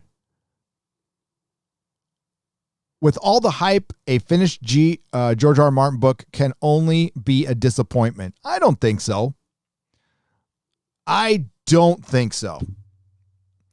Now, Fire and Blood was a disappointment. I'm pretty sure he gave up at some point. After the HBO series finished, it's like he shrugged and said, good enough, before hitting the snooze button and rolling over to sleep on his bed of money. Thank you, Indigo Eclipse. And the Dunedain. Lord of the Rings. Tolkien. Fucking Tolkien. God damn.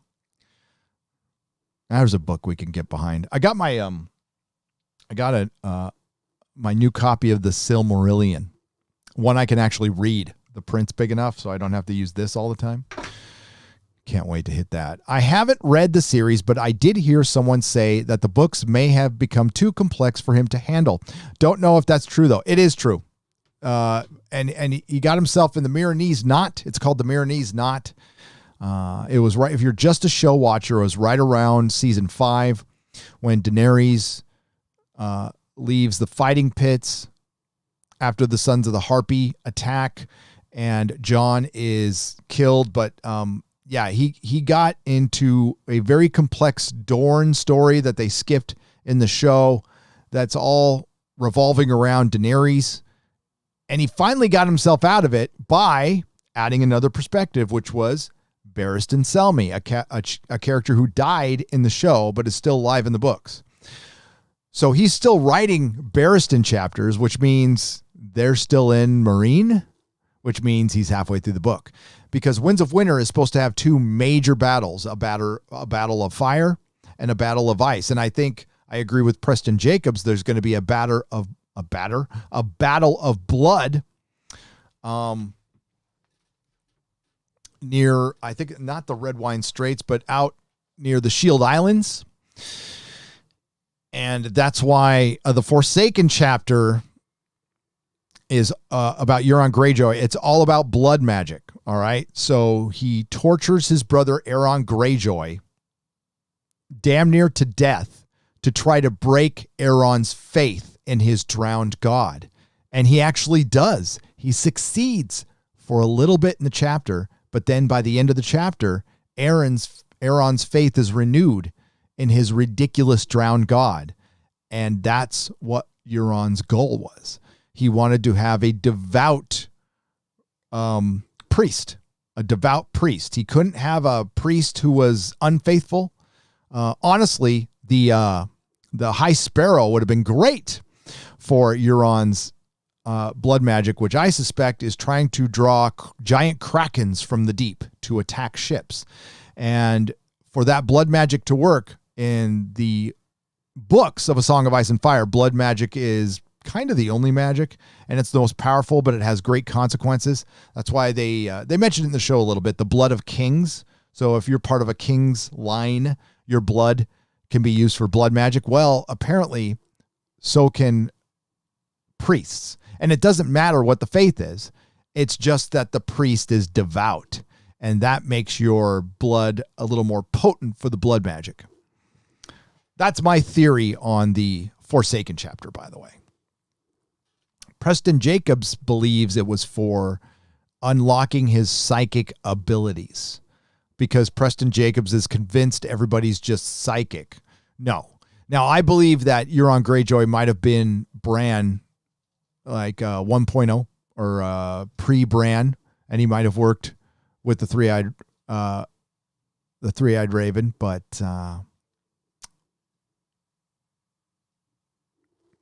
there's more to it than that, which I won't bore you with the lore. Maybe someday I'll be able to just do lore videos. Be nice. That'd be nice. I have some Lord of the Rings news that I could probably compile into a video. It's pretty interesting. Oh, heel versus babyface was in there too. Did I miss one? I must have missed one. Here, let me get back to this. Then I'll get to you guys. Jordan S. If he doesn't, then the one Marvel A Song of Ice and Fire crossover, one where Thor visits Dragonstone, is canon and part of the timeline. Well, it can't be because it's not officially. Was it a crossover with the Dynamite comic? I think Dynamite, they do. They publish Clash of Kings, and Storm of Swords is next. Mike S. Miller does, I believe he does covers. He does some art too for that stuff. I know that's a controversial figure. I was looking at a book the other day and it had a big Earthworm Jim ad. It was a 90s comic. It was DC versus Marvel. It has a giant earthworm, which I didn't play the game. I wasn't a gamer in the 90s. But yeah, lots of drama around that Comicsgate. Delusional Moron. I've switched to fantasy just to see if I can wipe out 81 chapters before the train controller can. The train controller. Some of us are still hungry. Yeah, let's get to the train controller, shall we? Let's go back to his not a blog here. Another distraction, ladies and gentlemen, is George bought a train. That's right. He bought a fracking train.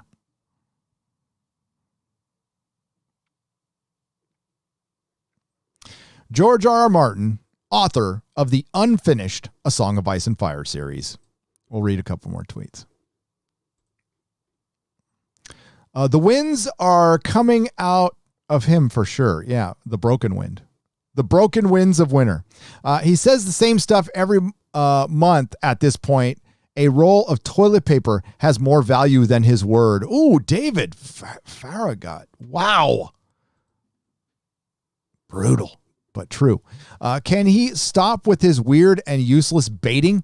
Can he just say that he has lost the drive to write? I will respect him more for what than this stupid excuses. Yes, Danica Redfern, I completely agree with you. That's what I called for in my last video. Maybe I'll do another video on this. Just be honest with the fans at this point. I think they earn that. And George, just let somebody else finish it. You can guide them through it. I can't remember their name, but the ones who wrote A World of Ice and Fire, if you can maybe guide them through it, it would be an acceptable end for a lot of people, I think. I would hazard a guess that people would accept an ending to the book rather than no ending at all. After the show's ending, I've lost all interest in the series. He gets a pass in my book to never finish it. Says, all right, there you go. That's fair enough. Wasn't it in relation to a convention that has since been canceled?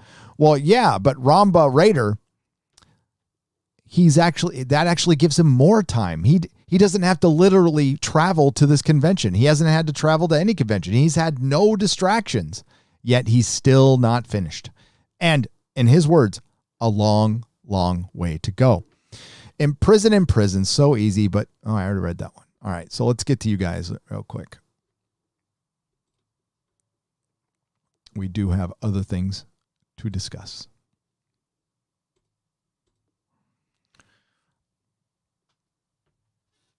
Fat Steven Seagal beat up Rianne Johnson for 2 Canadian pesos. Hashtag should have pulled out group. Hail they're a should have pulled out group. And hail to you, sir. Hail to you. Eddie sends for $4.99. Hail. I was just watching Galaxy Quest earlier today, and there's an actual Klingork at the beginning of the movie. I don't remember that, but it's been a while since I've seen it. You know what? Rest in peace, Alan Rickman. It's hard to believe he's gone. God, I love that guy. He was great. Michael Oldenhausen, welcome to the proto-molecule level. I appreciate that. Atoku Smurf for $10. Gary, if you need a video editor, I've got someone. How do I get their name and reference so you can check? If you are hesitant going on just my word, I could edit. Well, you'd have to contact Lady Gravemaster. Lady Gravemaster is my producer. She has an email that we got to get the word out there. What her email is to contact just for show stuff. But yeah, I'm open to it if somebody wants to isolate clips for me. I edit all my own videos, but if somebody wants to go through and isolate clips and they have a good eye for that kind of thing, I am absolutely open to it. Yes. But Lady Gravemaster, you can contact her. Why don't you find her on Twitter at first, and then she'll give you the email. Altus Libera for $4.99. Hail chat, hail CG. I'm just 20% away from hitting my goal on my graphic novel, Inventing Incidents on IGG. It's structurally unique and a crazy ride. All right. So check out, it's called Inventing Incidents on Indiegogo.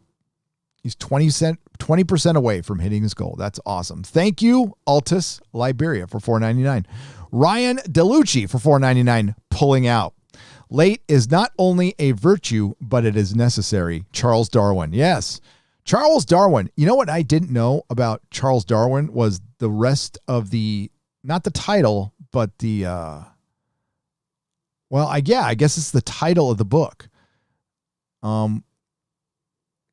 You could almost cancel Charles Darwin. I didn't know he was an ist, but apparently he was.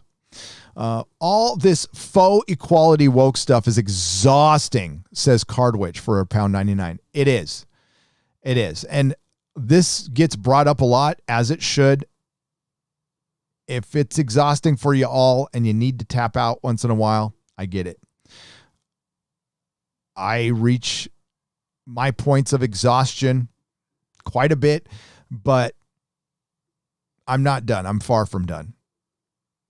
As a matter of fact, I'm a little more resolute now than I was a couple of months ago, because I think it's important.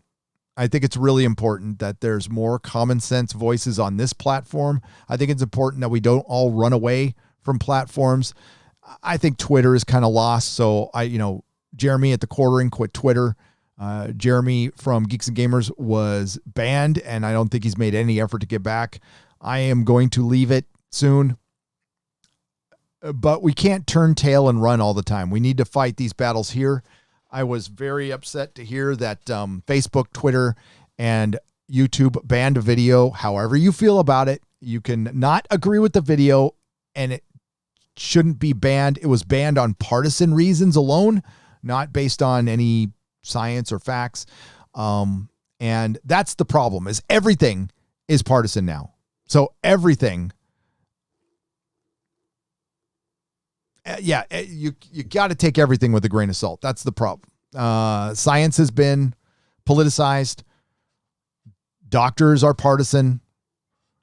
News is obviously partisan, and entertainment is obviously partisan. And you don't know what kind of a truth you're getting, because it's all tainted with bias.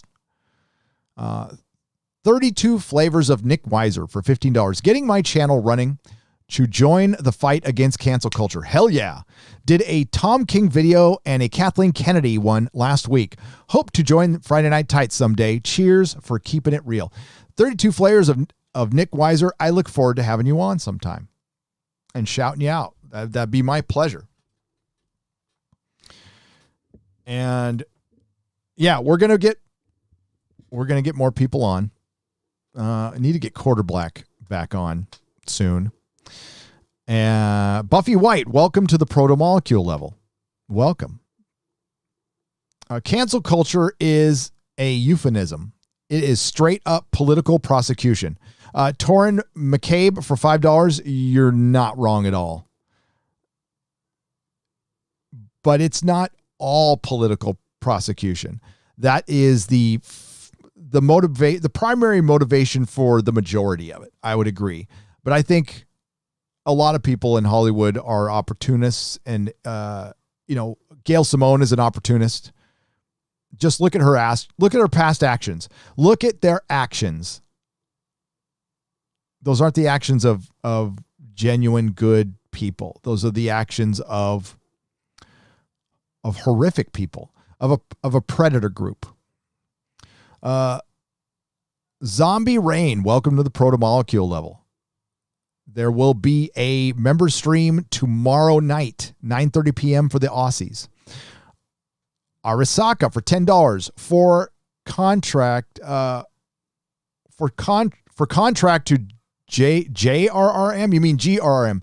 To contrast George RR Martin. Jim Butcher took a hiatus from his Dresden Files series, but he kept it up on his notes for the story. He released a book 16 this year and is releasing book 17 later this year. And I have met Jim Butcher a few times. Very nice guy. Very nice guy. And the Dresden Files are great books. He also wrote a pretty damn good Spider-Man and Black Cat comic book.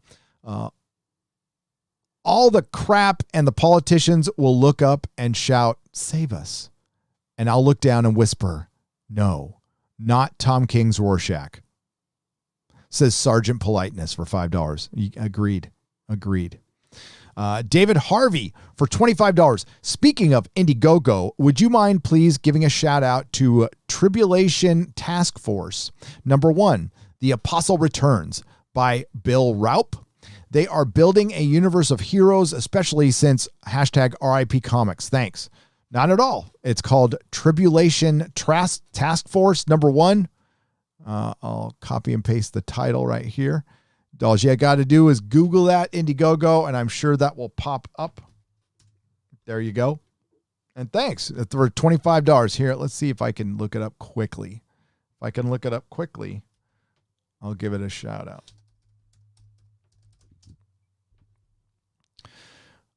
There it is.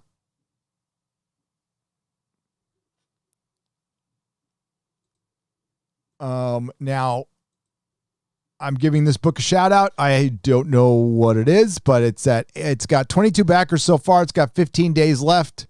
And yeah, but I'll happily shout it out without knowing much about it, but the art looks pretty good. But David Harvey, thank you for the $25. I wish you all the luck in the world.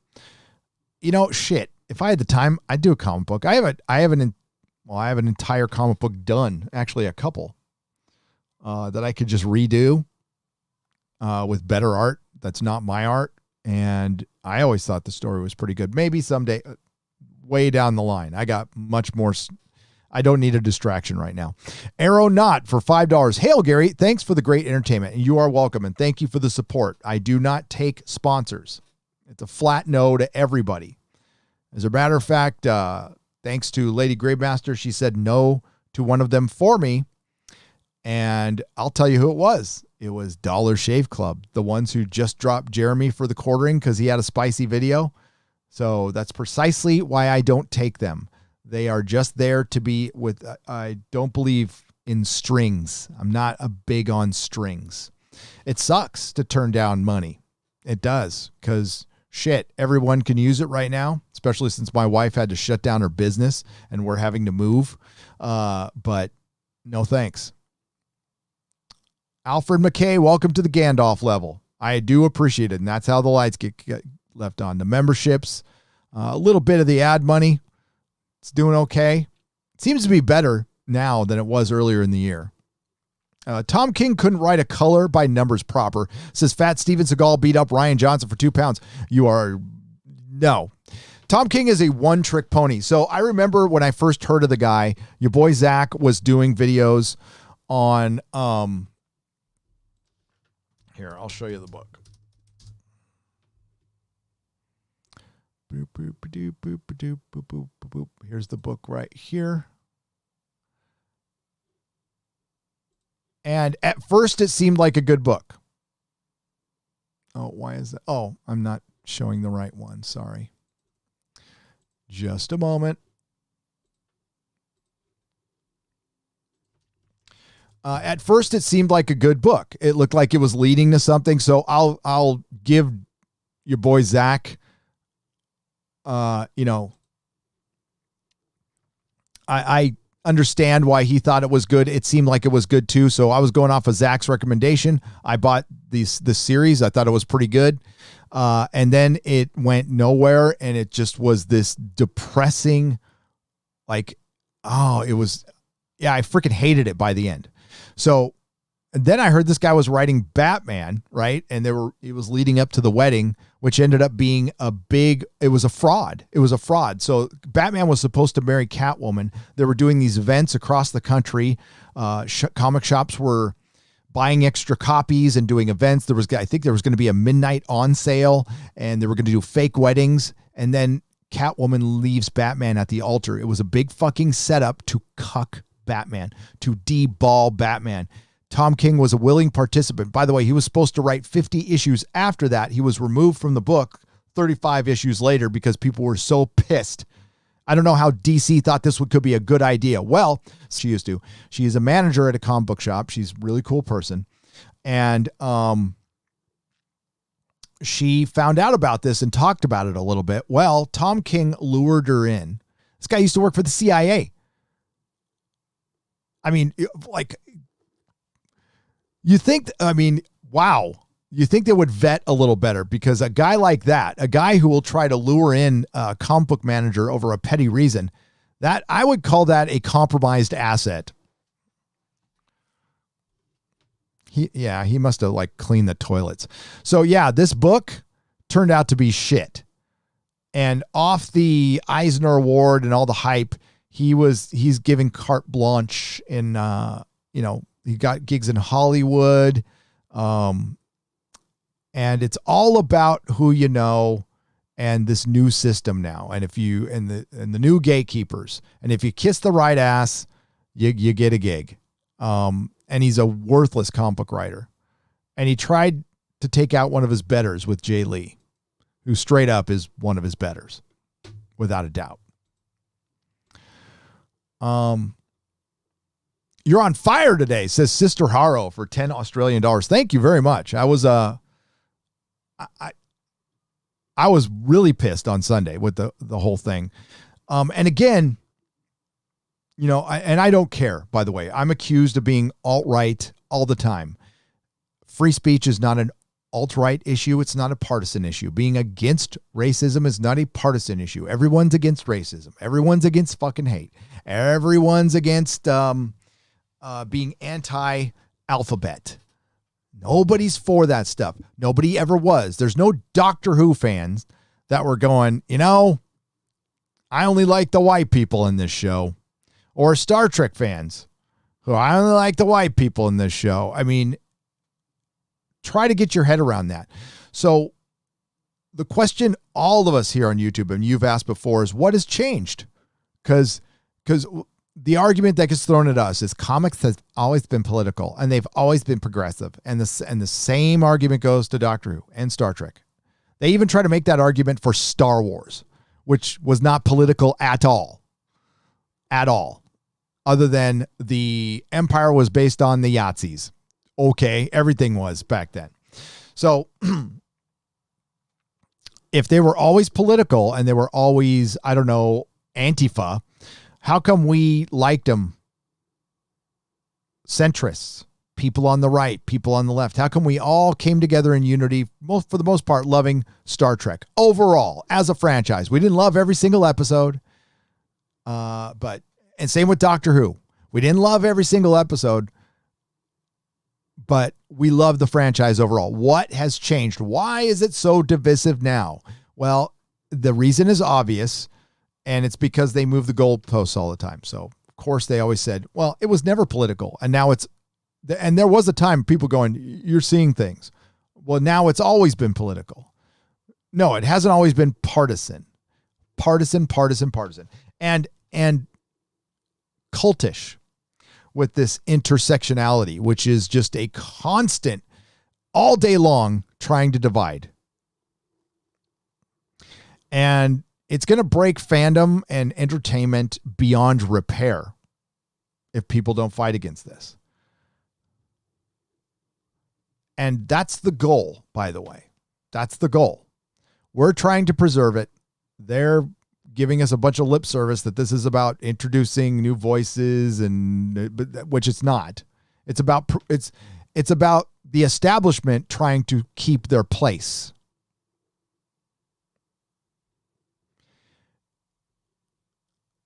I just want good apolitical entertainment.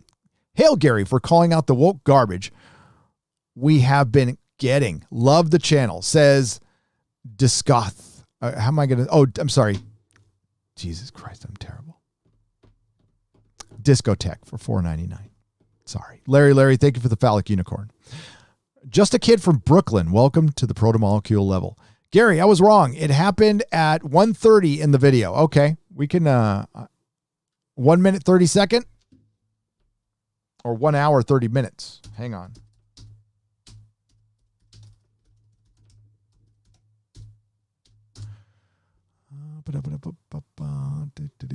Oops, I didn't want that.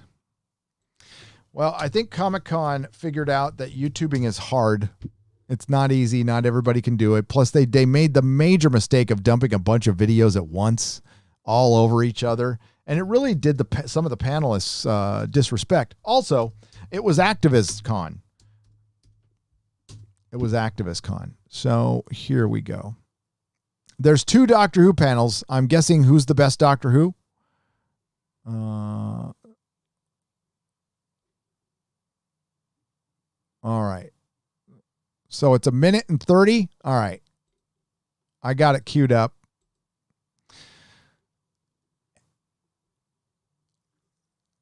Let's take a look. Oh my God, I keep hitting the wrong one.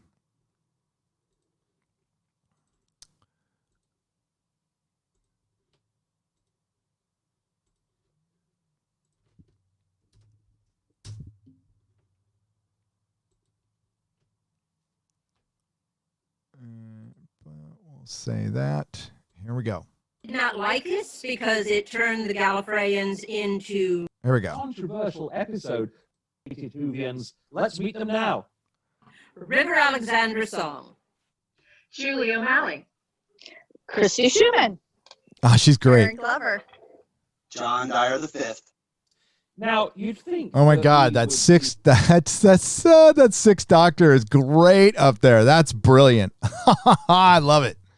All right, let's hear what they got to say. Karen Glover. John Dyer the Fifth. Now you'd think that we would be discussing the 13 established TV Doctors, but as the most recently aired episode, season finale, The Timeless Children, showed us, turns out there are a whole bunch more Doctors we never knew about. That controversial episode has really divided opinion, to say. Okay, I'm going to ask you all a question. When you hear the word divide, you kind of think, it's a split down the middle. I don't think there's a divide with Doctor Who. I think there's 93% of the fandom is pissed off or has left. And then there's 7% who, just because it says Doctor Who on their packaging, they're just going to skull F it for the rest of their life. So that's my belief. There's like your Dr. Freedoms out there who are just going to love whatever is just slopped up in the Doctor Who trough for them. And then they're going to, make 45-minute videos about me, telling me that I didn't hear from somebody who works directly with the show, in a way, what I heard. So let's hear what they got to say. Sorry. Say the least. What did the panel think about the way the whole history of the Doctor was rewritten in this big change of mythology? River, why didn't you lead us off? I did not like this because it turned the Gallifreyans into kidnappers and child abusers, and I don't think that's what Doctor Who is about. You don't think Doctor Who's a place for child abuse? Yes, possibly so. Good point. What did you reckon, John?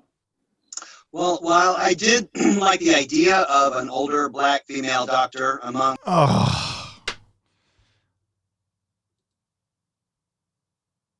I did not like this because it turned the Gallifreyans into kidnappers and child abusers, and I don't think that's what Doctor Who is about. Sorry, I did not mean to interrupt her again. I want to hear it again. That was beautiful. Was rewritten in this big change of mythology. River, why didn't you lead us off? I did not like this because it turned the Gallifreyans into kidnappers and child abusers, and I don't think that's what Doctor Who is about. Bravo! Bravo. I like the cut of her jib, and that's a good costume, by the way. And look, remember, Comic-Con International, it's about fans, right? It's about you. It's about me. Oh, no, sorry. You can't have comments. Hey, Comic-Con, I know a couple of you. You remember me. You know me. I'm the guy who's gone to all the WonderCons and all the Comic-Cons, and we've chatted quite a bit. The first mistake you made is doing this. You don't do this. Credit to Justice Con for leaving the chat on and leaving the comments on. So the young ladies who put Justice Con on have all my praise. If I had a hat on, I would take it off. You were brave enough, yes, brave enough to have confidence in your own material, and there was no problem in those chats. There was, I'm sure there were salty comments, but it was a big love fest. So why did Comic-Con, why did Doctor Who and Star Trek turn off the comments? If the majority of the people are buying what you're selling, you don't need to turn off the comments. Shit, do you ever see me do that? Or any of us do that? Nope.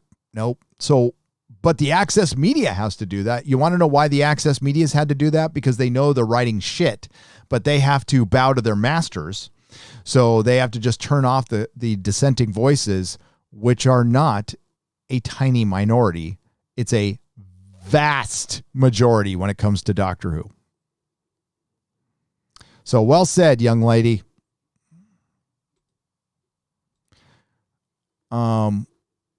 No, they've destroyed Doctor Who, folks. And I don't want to see that happening on everything I love, on everything and you love. Doctor Who is strictly supposed to be fun. It's not.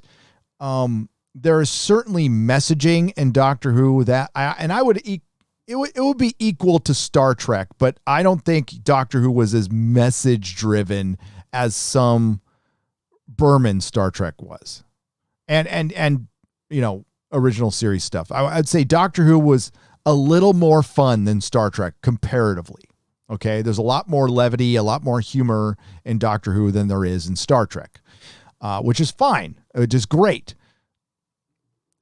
But Star Trek, Doctor Who was never meant, and again, it's this bullshit argument. Doctor Who's always been political. Being against genocide is not a partisan issue. It's, believe it or not, I'm pretty sure most everybody is against genocide. But if you wake up in the morning thinking that's a partisan issue, what does that say about you? Like, seriously. Jason C., thank you for the phallic unicorn. Thank you for the phallic unicorn for $1.49. Polaris sucks. Welcome to the Gandalf level. I appreciate you. John Oakletree for $4.99. A friend posted an article about how capitalism is the reason we have cancel culture, and the mental gymnastics the author took were astounding. John Oakletree, please email me this article. I want to see it. So if you're out there, John, Gary@nerdrotic.com or DM me on Twitter at Nerdrotics. I need to see this article. The reason we have cancel culture is because of Marxism. So that's what that is. That and more intersectionality. That's why we have it, which goes hand in hand with Marxism. You don't have to be a fan of capitalism to be here. That's fine. I am personally a fan. I'm not going to judge you. I'm just, listen, I was a small business owner. I am right now. I keep forgetting that. The Nerdrotic is a small business. I pay taxes. It pays my bills. Thank you. But I also owned a shop. My wife, former small business owner, she's about to get going on her next adventure, which is great. Yeah, I don't know how you could be a small business owner and be like pro-Marxism, because that's personal property, and they're very much against that. Hello, loving the channel. Hope you're staying safe. Thanks for keeping me entertained. Keep up the good work. Hail the Fandom Menace. Hail Popeltine for £5. Protomolecule level has another member. Caesar Uru. Welcome, my friend. And JM, lots of members today. That's awesome. Thank you. JM has joined up, and JB has joined up. I want to just jumped on me. Sons of bitches. Robert Atkinson. Do you think Brian Vaughn's saga has jumped the shark? He seems to have killed every father figure in the story. Robert Atkinson, yes, it jumped it. Quite frankly, my honest opinion, after the first volume, it jumped the shark. It has gone full on matriarchy, like the entire comic book industry. Michael Odenheisel for £5. Thank you for the donation. Culture Casino, thank you for the phallic unicorn. Jason C, thank you for the phallic unicorn. Roof Korea 92, I love that, for $5. I wonder if Tom King looked the other way or has dirty hands with the whole Afghan boys scandal. The Tom King should spend the dollar and do us a favor. Just some guy did a video on that. I highly recommend you look at that. I'm sure he looked the other way along with a lot of other soldiers did. And, that shit doesn't get mentioned. Do you want to know why? Because they're fucking full of shit. For lack of I can't say anything more eloquent than that. They are full of shit. Irate Pirate for £5. Normal people tend to have better things to do than argue against SJWs whose lifestyle revolves around virtue signaling. So they're winning for now. Yeah, Irate Pirate, you're absolutely right. Normal people don't have time for this bullshit. Okay? Thank God I'm not normal. And I will make time for this bullshit. I make time so you don't have to, because I understand you run the world. You are out there actually working and making things go, and you don't have time for petty little squabbles. That unfortunately has gone beyond petty. It's gotten very dangerous. And that's why we were trying to keep the fight in pop culture, because now it's literally bled out in the street. And yet there are people out there who still think it's not going on. I know, right? There's people out there who don't think it's going on. They think we make this shit up. They think we aren't genuinely pissed about this. Listen, if I wasn't genuinely pissed about what's going on right now, I wouldn't talk about it. But I mean, I'd almost be happy to debate one of those people, but I know how they would go. Jeremy has tried to debate him before, and it goes in the circles. When you try to get an actual answer, they like Jeremy tried to debate one for a long time who was basically accusing Jeremy of faking his hate for The Last Jedi. So secretly, Jeremy from Geeks and Gamers loves The Last Jedi, and he's just been full of it. And secretly, he loves Captain Marvel, but he's just been making videos for money. Well, we all know that's not true. You, the audience, are smart, and you can see through that shit. But the argument just went around in circles because Jeremy had deleted a video a long time ago, where he praised The Last Jedi, but he's always been open about the fact that at first he had hypnosis. He went and saw it, thought he liked it, came around. Listen, that's happened to me with Fury Road, Mad Max Fury Road. There's a video on this channel somewhere, if you dig, of me praising the hell out of that movie. I loved it when I walked out of it. Thought it was one of the best movies I've ever seen. And I'll stand by, the action sequences are great and the Tom Hardy scenes are great, but it is and at the time, denying it was feminist propaganda. Like going, no, it's not. Until my eyes were opened a little bit about that. So I've changed my mind on that. Doesn't make you a fraud. Doesn't make you a grifter. Makes you, evolved. I don't think the same way about, certain issues as I did a few years ago. Hail Nerdrotic, also in lockdown California. What the hell? Right? Really feeling why my chair was so cheap. Could you please talk message about the seat choice or making a my chair. I don't know why I picked this chair. I picked this chair because it had a little it has a pillow that vibrates on the lumbar section. So that's why I picked this chair. I think somebody offered me a chair for sponsorship and I missed it. But yeah, I found this chair on Amazon. I think it was a couple $100, but my last chair was too squeaky. Thank you, Elick, for $5. Fat Steven Seagal beat up Rianne Johnson for 2 Canadian pesos. Is that a tribble dying on his head? Yes, it is. Yeah. Oh, that guy on the video. Yeah. Oh shit. Oh my God. I keep going to the wrong thing. Hang on. You mean this guy's hair? Hang on. You don't. That right there. That is lockdown hair. That is lockdown hair. There's a lot of blow drying went on into that one.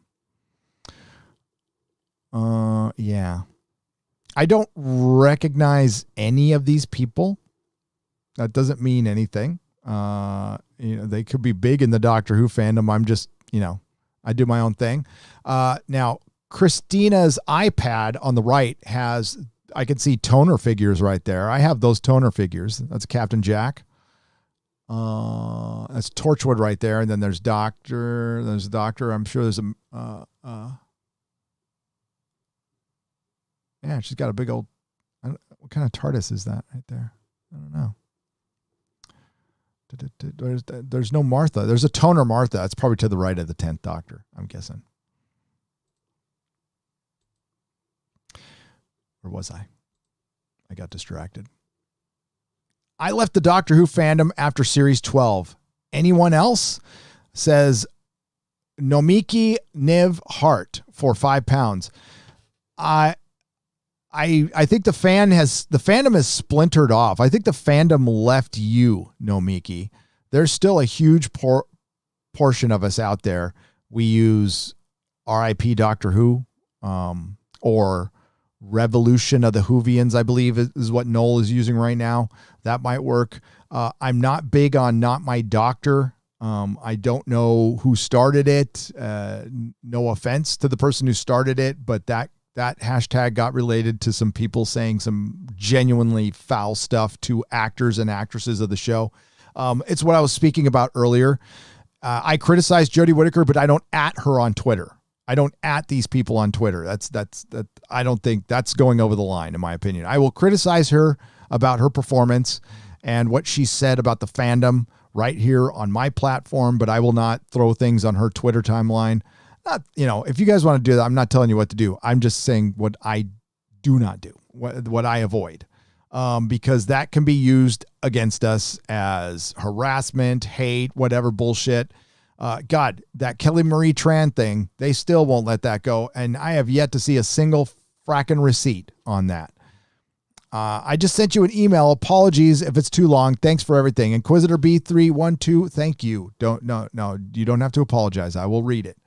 I'm just happy to hear that, he's still around. Thank you for the $5. Southeastern Kaiju for $5. Don't be afraid to see what you see. Ronaldus Magnus. Hail! Don't be afraid to see what you see. No, because it's fucking there. Mrs. Nerdrotic should make a channel focusing on hair during lockdown for YouTubers, says Brian Yoder for $5. Well, she has an Instagram, and I think that's what she's using right now. She's still very busy doing work. I won't say what because I don't want to get her in trouble, but she's still making that cheddar. And Mrs. Nerdrotic is an entrepreneur, and she can. She's also a Renaissance woman. She can paint. She can draw. She could have gotten a gig at inking at DC. But she didn't want to take the pay cut. She can do hair. It's amazing what she can do. Yeah, she is an all-around artiste. All right. There were some super chats up there skipped. I'm going to get back up to them. Okay. John Wayne drinks SJW tears for $20. Just punishment would be for me to rustle up all the SJW demons that have possessed those in entertainment, devour them and keep them imprisoned in the deepest and foulest depths of my bowels for all of eternity. Yeah. Wow. John Wayne. Sounds like he's feasting on SJWs. I would just like neutrality, unity to make its way back. Nobody's asking anybody to change their politics. Nobody's asking anybody to change their ways. It's clear that that corporate America has picked a side. When they should have stayed out of it, because there is nuance to this debate and everything has been boiled down to Twitter logic. And that's why I need to abandon it. I'm not going to listen. I put up a tweet the other day and I've brought it up here before, just saying, hey, my wife had to shut down her business. I need to move. And it sucks because I need my kid to go to school. I need freedom. The reason we don't have it right now is because a bunch of people were allowed to go out and riot and loot for a month straight, and it caused the numbers to spike. Now, it didn't cause deaths to go up, but it caused the numbers to spike. Then the politicians used that as an opportunity to control the masses. We need to wake up to the reality that these politicians are using this for control too. Now, I'm not saying there isn't a health issue out there. There's certainly a pandemic, but they are also taking advantage of it and using it for power. And we need to recognize that, and we need to use our ability to vote to show that we will not put up with this. We need a better response, a more unifying response. We need unity, but unfortunately the mainstream media used it to be partisan. Politicians used it to be partisan. A lot of people on Twitter used it to be partisan. And this would have been a great opportunity for us to kind of unite over a major cause. Like, it's a very unifying cause, by the way. But instead, we went Battlestar Galactica. Ronald D. Moore is a prophet. I'm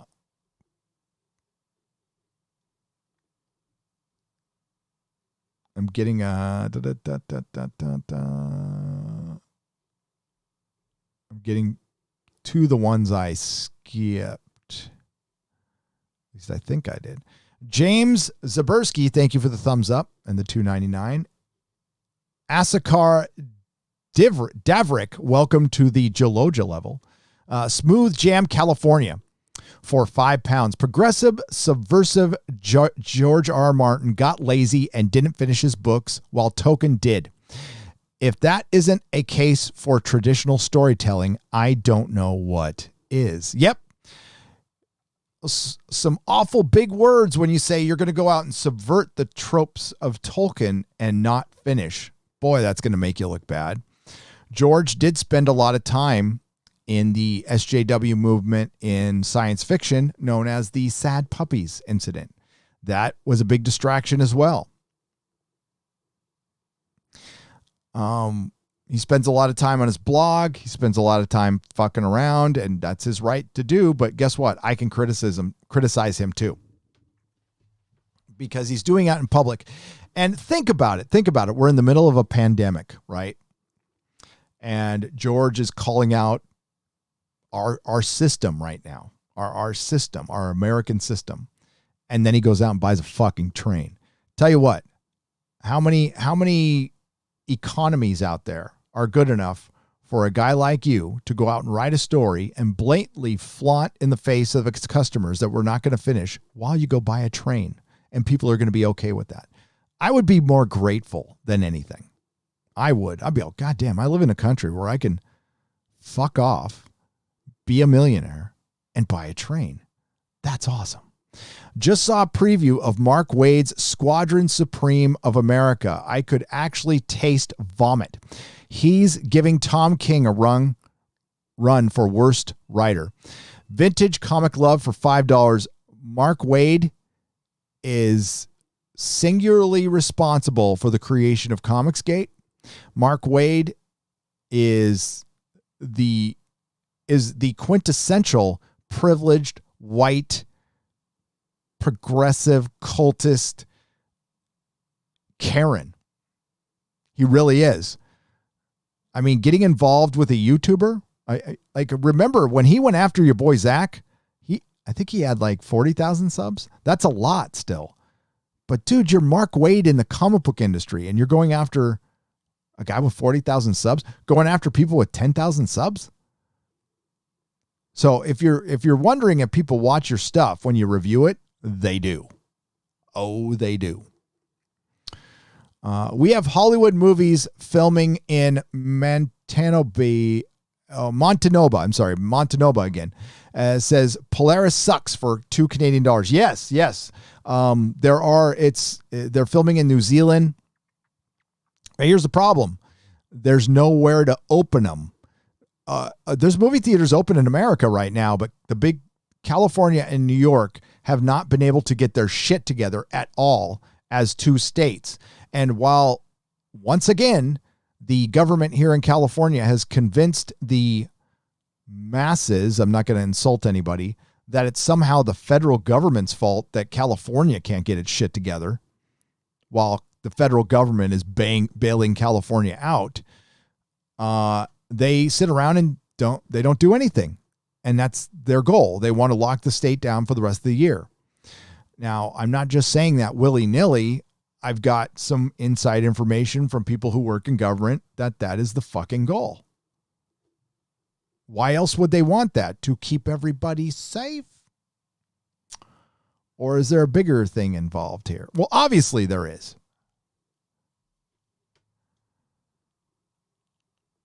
Hail Gary and the Fandom Menace need to ask a favor. Making a film called The Feminist Destruction of Culture, a true fandom menace.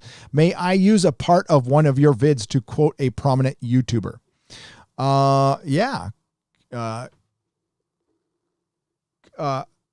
Bearded. Was it Curiously Bearded for 10 pounds? Absolutely. Thank you for asking, but you can use it. It's no problem. By the way, I need to correct something I said on a live stream earlier. I think his name is Ryan King, the guy who did the video Woke and Racist are basically the same thing. I got hit by a copyright claim on Friday Night Tights. I thought it was him. I went back and I clipped it out of the show. I wasn't going to make much of an issue out of it. I was like, that's kind of petty, but whatever. Well, it turns out it wasn't him. It was Mike Huckabee. His channel played the video in one of their shows and then called it their own and hit me for a copyright claim. I didn't even play Mike Huckabee's version of it. I played the original version of it. So I got a little pissed because I cut that out of the show, and so YouTube allows you to cut out any copyright claim stuff out of a video. So I did it. It disrupts the flow of Friday Night Tights. And I don't think the original owner of that video gave a shit that I played it. And Mike fucking Huckabee, Governor Huckabee's channel, I don't think it was Mike Huckabee directly, but I think it was his people called Matters Entertainment, hit me for a video they don't own. So I want to correct that. And that was bullshit. I put it on Twitter too. Marvel 20.99 for 10 pounds. I remember when comics had bad sales figures, comics would either change pair superheroes, Green Lantern, Green Arrow, or cancel the comic and try another superhero. Stop rebooting with number ones. Yeah, the rebooting with number ones has just turned into a bad habit that doesn't even fucking work anymore. No, the same old tricks will not work. The death of the pamphlet is coming. It'll be within the next couple of years. Next couple of years, folks. Not 5 years, not 10 years. It's coming. Maybe sooner than that. Reading Lee and Kirby Thor. Old school comics rock. They absolutely do. Andy DK for 20 Danish krona. Golden Brem for $2. £2. I'm sorry. Stop. Stop wanking under the desk. Your camera is wobbling. No, I'm not going to stop wanking under the desk. No, I'm a fidgety person, Golden Brown. You can close your eyes and just listen. I mean, you don't need to look at me unless you like to. Arif for $9.99. Gary, I'm a bit of a comic novice. What top omnibuses of a few various genres would you suggest for me to try? Well, I would go with the Fantastic Four omnibus immediately. That's the one I would pick out. There is also an omnibus for, I believe, Kirby's Fourth World. I would do that. I would pick that one up immediately. I'd also pick up the Boys omnibus. I don't know if there's an omnibus, but there's a big version of the Boys. I would get Absolute Watchmen if you want to just get the big books. Let me look over here. If you're into Walking Dead, I think the story goes nowhere, but there's a paperback Walking Dead omnibus that you might want to pick up that you might enjoy. But if you want classic stuff, I would start at the beginning. That's what I do. I would also pick up, if you're a novice, I would pick up Marvels by Kurt Busiek and Alex Ross. It's very good. IK 1906 for $10. I think the ending of the Game of Thrones series took the wind out of George R. R. Martin's sails. It spoiled the book's ending. It was done very poorly and no one even cares anymore. I think he just wants to get done with it now. I don't think he wants to get done IK 1906 or he would have finished, in my opinion. I think it did. I think you're right. It took the wind out of his sails, and I don't think he's been interested in this story for a long, long time. Or he would have finished. The motivation is clearly gone, and now it's just an obligation. Now, George's obligation will still be better than most writers, but it's still an obligation. Andrew Hoyle for £5. Definitely tune in to listen to read the Witcher book or the Witcher books. Yeah, they're good, Andrew. They're a little verbose, okay? They're a little verbose, and you can tell the writer, how can I say this nicely? I can't say the writer's name. I think he's really talented and he's great, and you could tell, like, maybe not a lot of interaction with women. He really likes the ladies. You'll get what I mean if you read the books. I mean, there's just like, if you haven't read or listened, yeah, I read that one. Good luck in your move, Gary. Thank you for the content and your hot takes. Godspeed to you and your family, says David Allen for $5. Yeah. It's not feminist, what he's doing in the books. It's just gushing. It's like, yeah, it's almost like he writes himself as the Witcher and how he would, I don't know. It comes very close to being fan fiction-y, but it's still very, I know that some Witcher people go, but it does. Okay. It does. I've read a lot of shit. Okay. And it's still really good and entertaining. And I am enthralled in it. I am. And I can't wait to play the game. I'm probably going to wait until I take some time off. I can't take time off right now. Actually, Gary, Art just posted a video that already explains the tape pushback worked. The CEO of Games Workshop is an annual report said no more diversity agenda and CEO. Yeah, Diego Flores, I was thinking of getting, you need those other bigger YouTubers to bring it up. Arc. I don't know the size of Arc's channel, but he doesn't get the traction Az does. So you really want somebody. I mean, I don't know. Arc might be bigger than Az. I'm not sure. I don't know what his sub count is, but and then Az makes a video, and then maybe Jeremy at the Quartering makes a video, and then maybe it's just an example. Angry Joe or something makes a video. That's how you get the awareness to it. It can't, Arc is preaching to the choir, Diego Flores. You need somebody from outside that realm. The thing is, Warhammer is very Warhammer. It's very insular. Okay. It's a very niche fandom. And that's where it should always stay. Don't get movies made. You don't want it. It will just destroy what you love. Keep it the way it is. We've already lost comics.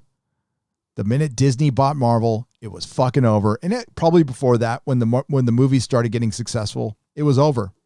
It was over. Nobody likes comics for the purity of comics. Now you're seeing it with Indiegogo and stuff but listen, even with Comicsgate and the Indiegogo stuff, that stuff is in its infancy. So they're still going to make mistakes. They've made mistakes. It's certainly growing. It's a cool thing, but quite honestly, it needs to continue to grow to be effective. All right. So that means more backers for each books. I mean, we can count the money, and the money is good. The money's excellent. But it's also that balance that you have to keep your platform growing too. And that's the riddle right there, is how do you keep your channel growing and your books growing? I don't have especially when the thing is though, I mean, you only have so much time in the day, so you got to pick. You can't do both. It's very hard to do both. But yeah, that's a conundrum. But we want it to continue to grow. If movie theaters do become obsolete, will movies start going straight to stream or cable on demand services? Yes, Sir Pete, New York, for $9.99, they will. The thing is though, they won't bring in the kind of money they need to. See, the movie theater is a gate. It is a way to keep that movie from floating onto the internet in its purest form and costing Hollywood money. It's a way to make $1 billion or lie and say you made $1 billion. Streaming will not be that for a long time. Long time. Star Wars is in danger. Star Wars is almost, it's in big danger right now. It's in a lot of trouble because Disney's in a lot of trouble, because Hollywood's in a lot of trouble. So I don't know. What I think is going to happen with Star Wars is Kevin Feige is going to come in. The thing is, Star Wars needed blockbuster films to survive. And if it's not going to have that, then they're going to have to go in a radical new direction, which I think they would MCU it on Disney Plus. But as far as erasing, again, we've gone over this before. I do not think they're going to erase the Disney trilogy. I would love it if they did, and I will be as happy as you are if they do it. But that raises way too many questions. Say we erase the Disney trilogy. We just erase it out of existence. It still exists. We still saw it. We still watched it. So what is this going to gain? Now, the only way you can gain something by erasing the Disney trilogy would be to replace it with something. You can't just simply erase it from canon and not replace it with something. So what do you replace it with? 3 more movies? Okay. That's 10 years. That's 10 years of somebody's life. That is billions of dollars with no theaters or reduced amount of theaters. You can't do that right now. Right now, you need a sure thing. Well, what's a sure thing? A Darth Vader movie, some Mandalorian, playing it really safe. That's what I think Disney Star Wars is going to be. It's going to be playing it really safe. I don't think they're erasing anything, because if they do, again, the backlash would be pretty big. And I know a lot of people say, so what? I agree. I want it erased. Let's keep this clear. I want it erased. I don't think it will be, because Disney would have to put up with the entire access media turning on them, creatives in Hollywood turning on them, possibly Jar Jar Abrams turning on them, Rian Johnson turning on them. By the way, yes, awesome. I'm all for it. And then they would be accused of bending the knee to a hate group.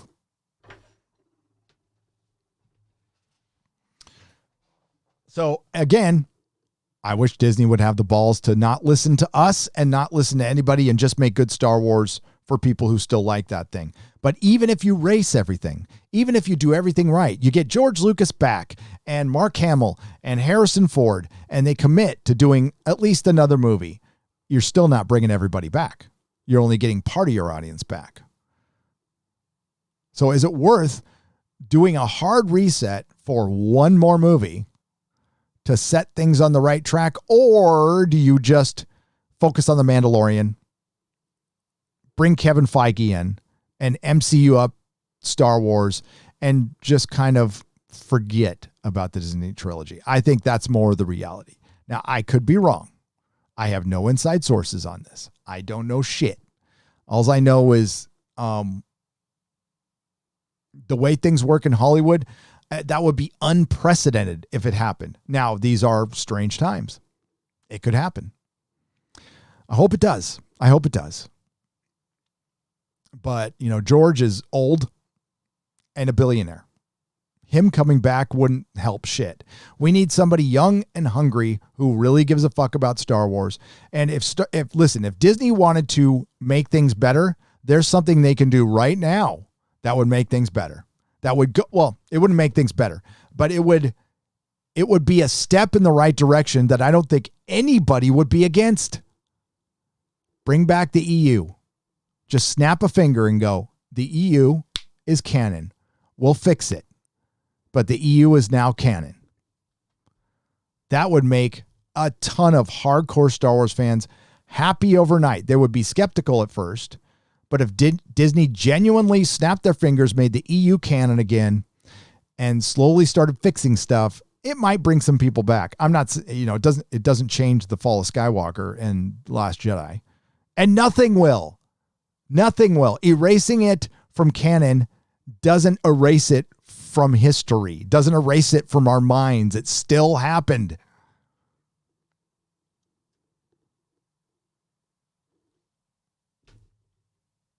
I mean, honestly, it'd be great to get an apology like, hey, we're sorry. We destroyed Luke on the altar of agenda for the sake of intersectional feminism. We're sorry. Okay, cool. I wish you luck in the future. I appreciate the apology. No more ill will. I won't make any more videos. I'm done. That's great.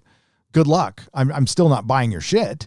I'm not going to come back because you still destroyed Luke. You can be sorry about it all you want and erase all the fucking canon you want. You still did it. I forgive you. I'm not going to forget it though. And I'm not going to continue buying the product because you killed the one thing I cared about. Oh, and Han Solo too. The beer bug will be over before Winds of Winter comes out, says the Fezman 93 for £5. Yes. But people talk about vaccine. I think it's going to be more after we vote a few people out and we start getting a little more truth. Quite frankly, we aren't getting it. And that's all I want. I don't care what the truth is. I just want the fracking truth. And if people pretend that we're getting it right now, you're fooling yourself. From the mainstream media I'm talking about. They are not telling you the truth. They are telling you a biased version of what may be somewhat the truth. Maybe. And it's so out in the open right now. To deny it just means you're partisan. That's all. And I'm not a partisan person at all. Like I distrust Republicans as much as I distrust Democrats and all politicians. I'm an independent. I have problems with authority. Yeah. But I really believe in that free expression, free speech. If I could back the Second Amendment, I would, but I can't. It's against the law for me.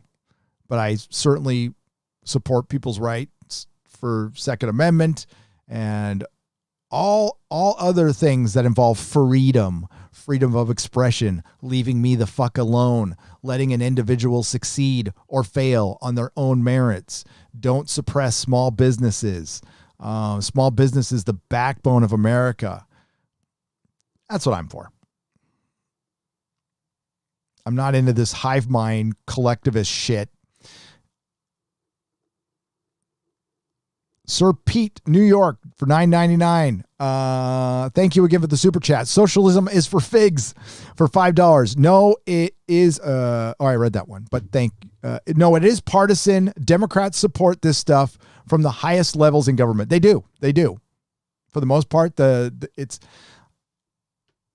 both sides have been going at each other forever, but I'm not going to deny that that there is one party that has been a little more egregious of late, of lying to the public, wanting to bury the country for victory. I'm tired of this party before country shit. I really am. And quite frankly, that's why the Democrats are losing people here in San Francisco. London Breed is losing people who worked on her campaign. Yeah. Know a couple people who worked on her campaign who are like, I'm done with that. I won't say what they said. No, they said bitch. They said bitch. Gary, I love you so much. Stay strong, stay safe, dude. Trevor RN for 2 Canadian pesos. You as well. I am good. I'm ready for a fight. You'll probably hear it by video, but like I'm not gonna.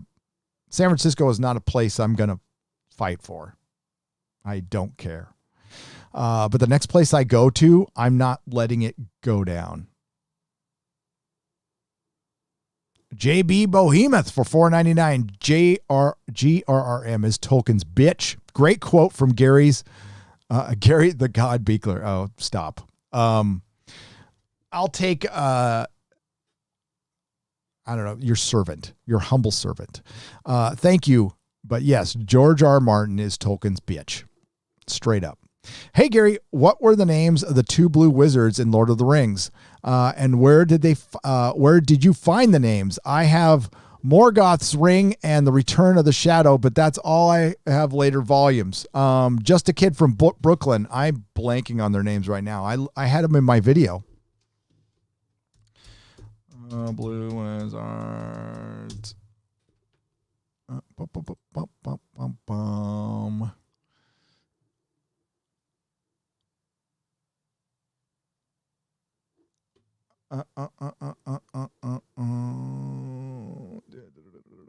Sauerman, Radagast.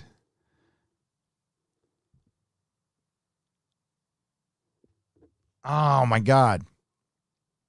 It's right here.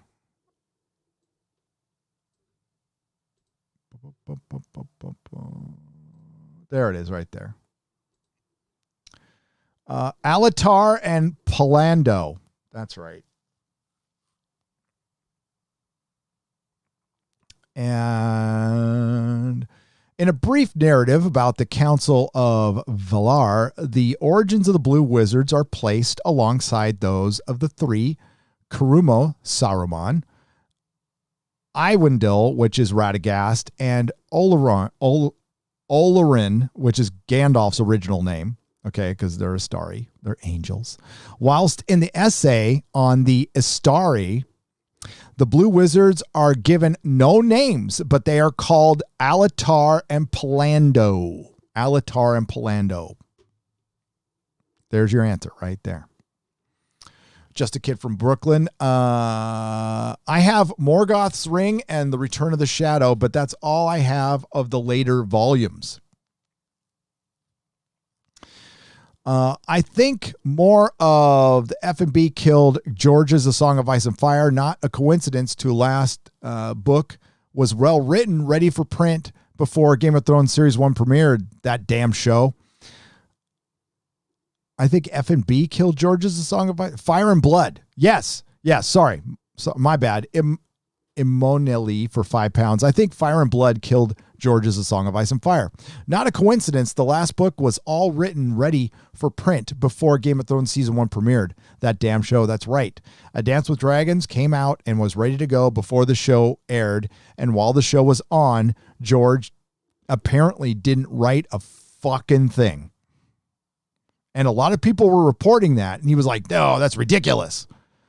Well, now he's got several chapters in the can, several more to go, and he's still got a long, long way to go. Well, what's several? What's a few? How many you got written? What do you got?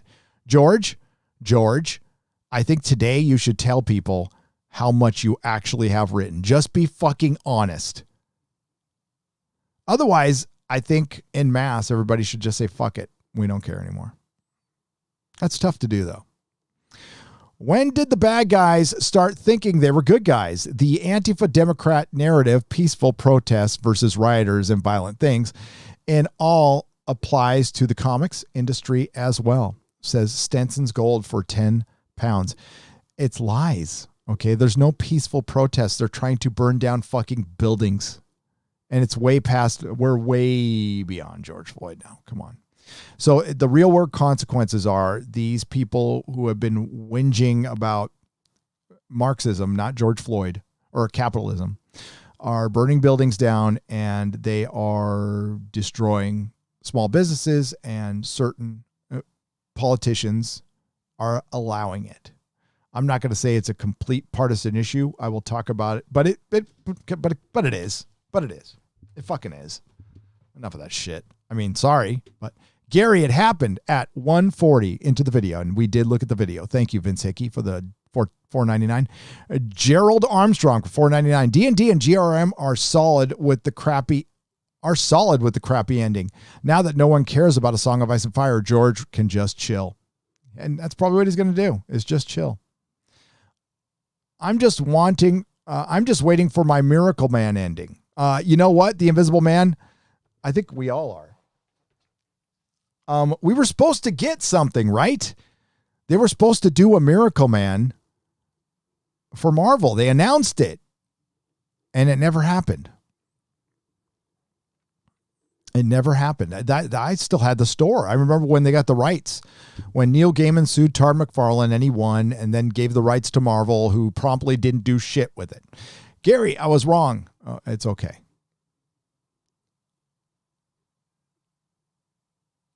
All right. We done. 2 hours, 44 minutes. That's good. We have 13 new members. Eric K was here. Nyla Shadow was here. Eric K, were you by yourself again? Man. Why are you by yourself? Okay, there we go. We got the official Dougie J is here. What's up, brother? Bill Hicks, People Who Hate People Party. Yes. That's the party I'm part of, Doug.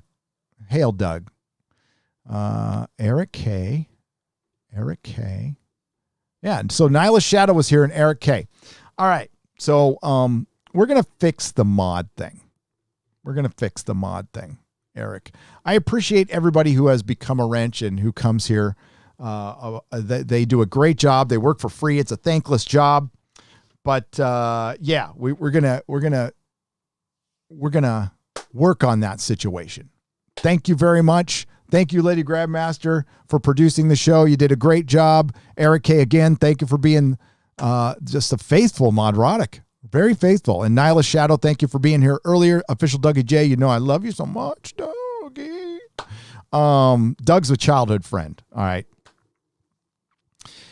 And our next live show will be Friday Night Tights. Don't know who the guest is yet. We're working on somebody awesome. Lady Gridmaster is working on a lot of awesomes. Most of the time I was alone. Okay. All right. So Lady Gridmaster, let's chat about that tomorrow. I think it's time to dole out some new wrenches. Yeah, sorry I didn't get Star Wars as much, but fucking frack Star Wars, man. Marvel canceled a book. which I think kind of tells you where it's at. I think that's kind of a big deal. At least I did. So yeah, thanks again for showing up, everybody. You guys are brilliant, and I'll see you at Friday Night Tights, turning into quite an event. It should be very fun. We're going to have Jeremy, of course, and Odin and Comics Division, and Az from Heel versus Babyface, and our special guest and our backup player is Tom, and hopefully Quarter Black Garrett will come back soon. Got to tell you, man, a lot of people always asking for just some guy. Just some people love just some guy. So we got to get him back soon. Guard Goldsmith for $25. Gary, as a librarian, former writer assistant in the halls of Star Trek Voyager, now doing vids on poll economics. I know my new employer was on the Google blacklist. I know HQ works with Zinc, and I know you're awesome, man. Rock on. Dude, Guard, that's brilliant. We need to talk. And the Google blacklists exist. You can get in trouble here. You get kind of put in a timeout, like a YouTube timeout. That most definitely happens. And while we saw the Twitter blacklist, we saw it with our own eyes. It exists. So you think it's any different here or anywhere else? I think, well, it depends on the election. It depends on the election. Right now, honestly, I think the events of the last 4 to 5 weeks have just been a giant campaign commercial for the Orange Man, but that's my opinion. Final Death Star. What's up, dude? How's it going for $4.99? How do you feel about the Universal and AMC deal? Think it will save the movie industry? It kind of needed to be done. It's bizarre though. So yeah, movies, they get movies for 17 days, then it goes right to VOD. I think VOD, along with the streaming services, Final Death Star, are vastly overestimated as revenue streams. And I think people will pirate the crap out of it stuff. I think they will, especially there's going to be a lot of people out of work and they're going to feel like they can. And I'm not going to judge anybody for that. I'm not, ever. I don't, because honesty is part of my program. But, I do want to say that I am very excited about the Umbrella Academy. I'm going to grab a good TV show and touch it in all the wrong places. I'm going to Me Too the hell out of that TV show because it's good. So I'm going to praise it, and I'm going to caress it, and I'm going to love it, and I'm going to hug it because it's a good thing. Now, I don't know if the show's going to be good. It could turn into woke drivel, and I'll tell you that. But I watched the opening scene, and it looked great. So I'm going to cover the first episode. It's gonna be on tomorrow night, very late. So I'm going to do a live review of the first episode of Umbrella Academy Series 2. So we'll have that. Otherwise, have a great day. Not all who wander are lost, and may the wings of liberty never lose a feather. Oh, wait, there's another super chat. Holy shit. Where did these come from? I can't go now. Oh, my Lord. Rod Thunderheart for $5. Gary, joined your channel, The Worst People Who Defend Republicanism Without Being Outside the Country. The worst people who defend republicanism without being outside the country. I'd say the worst who defend republicanism without being outside the country. I'm confused by that one, Rod. I really am. But I think the people who are outside our country and don't know the nuance of it and try to criticize it and figure out what's going on. What's going on in this country is coming for yours if it hasn't happened already. Divisive nature. But we really enjoy the freedom thing here. And we're not going to give it up without a fight. They're coming for it though. So that fight is coming. The real fight is coming. 5 pounds. Gary, I've got some good news for you. Brie Larson is releasing a workout video tomorrow just in time for Friday Night Tights. Oh, that's great. I can't wait. Antone Dennison for $5. I agree with everything you said about George R. R. Martin's productivity, but I'm not ready to let those characters go. I'm too invested in them. I understand that, Antone. Antoine Dennison, I yeah, I'm not going to. It's hard. It's like a breakup, man. Except a lot easier because, quite frankly, if you get a divorce, those fucking suck. All right, now I'm out. So thank you, everyone. Cheers.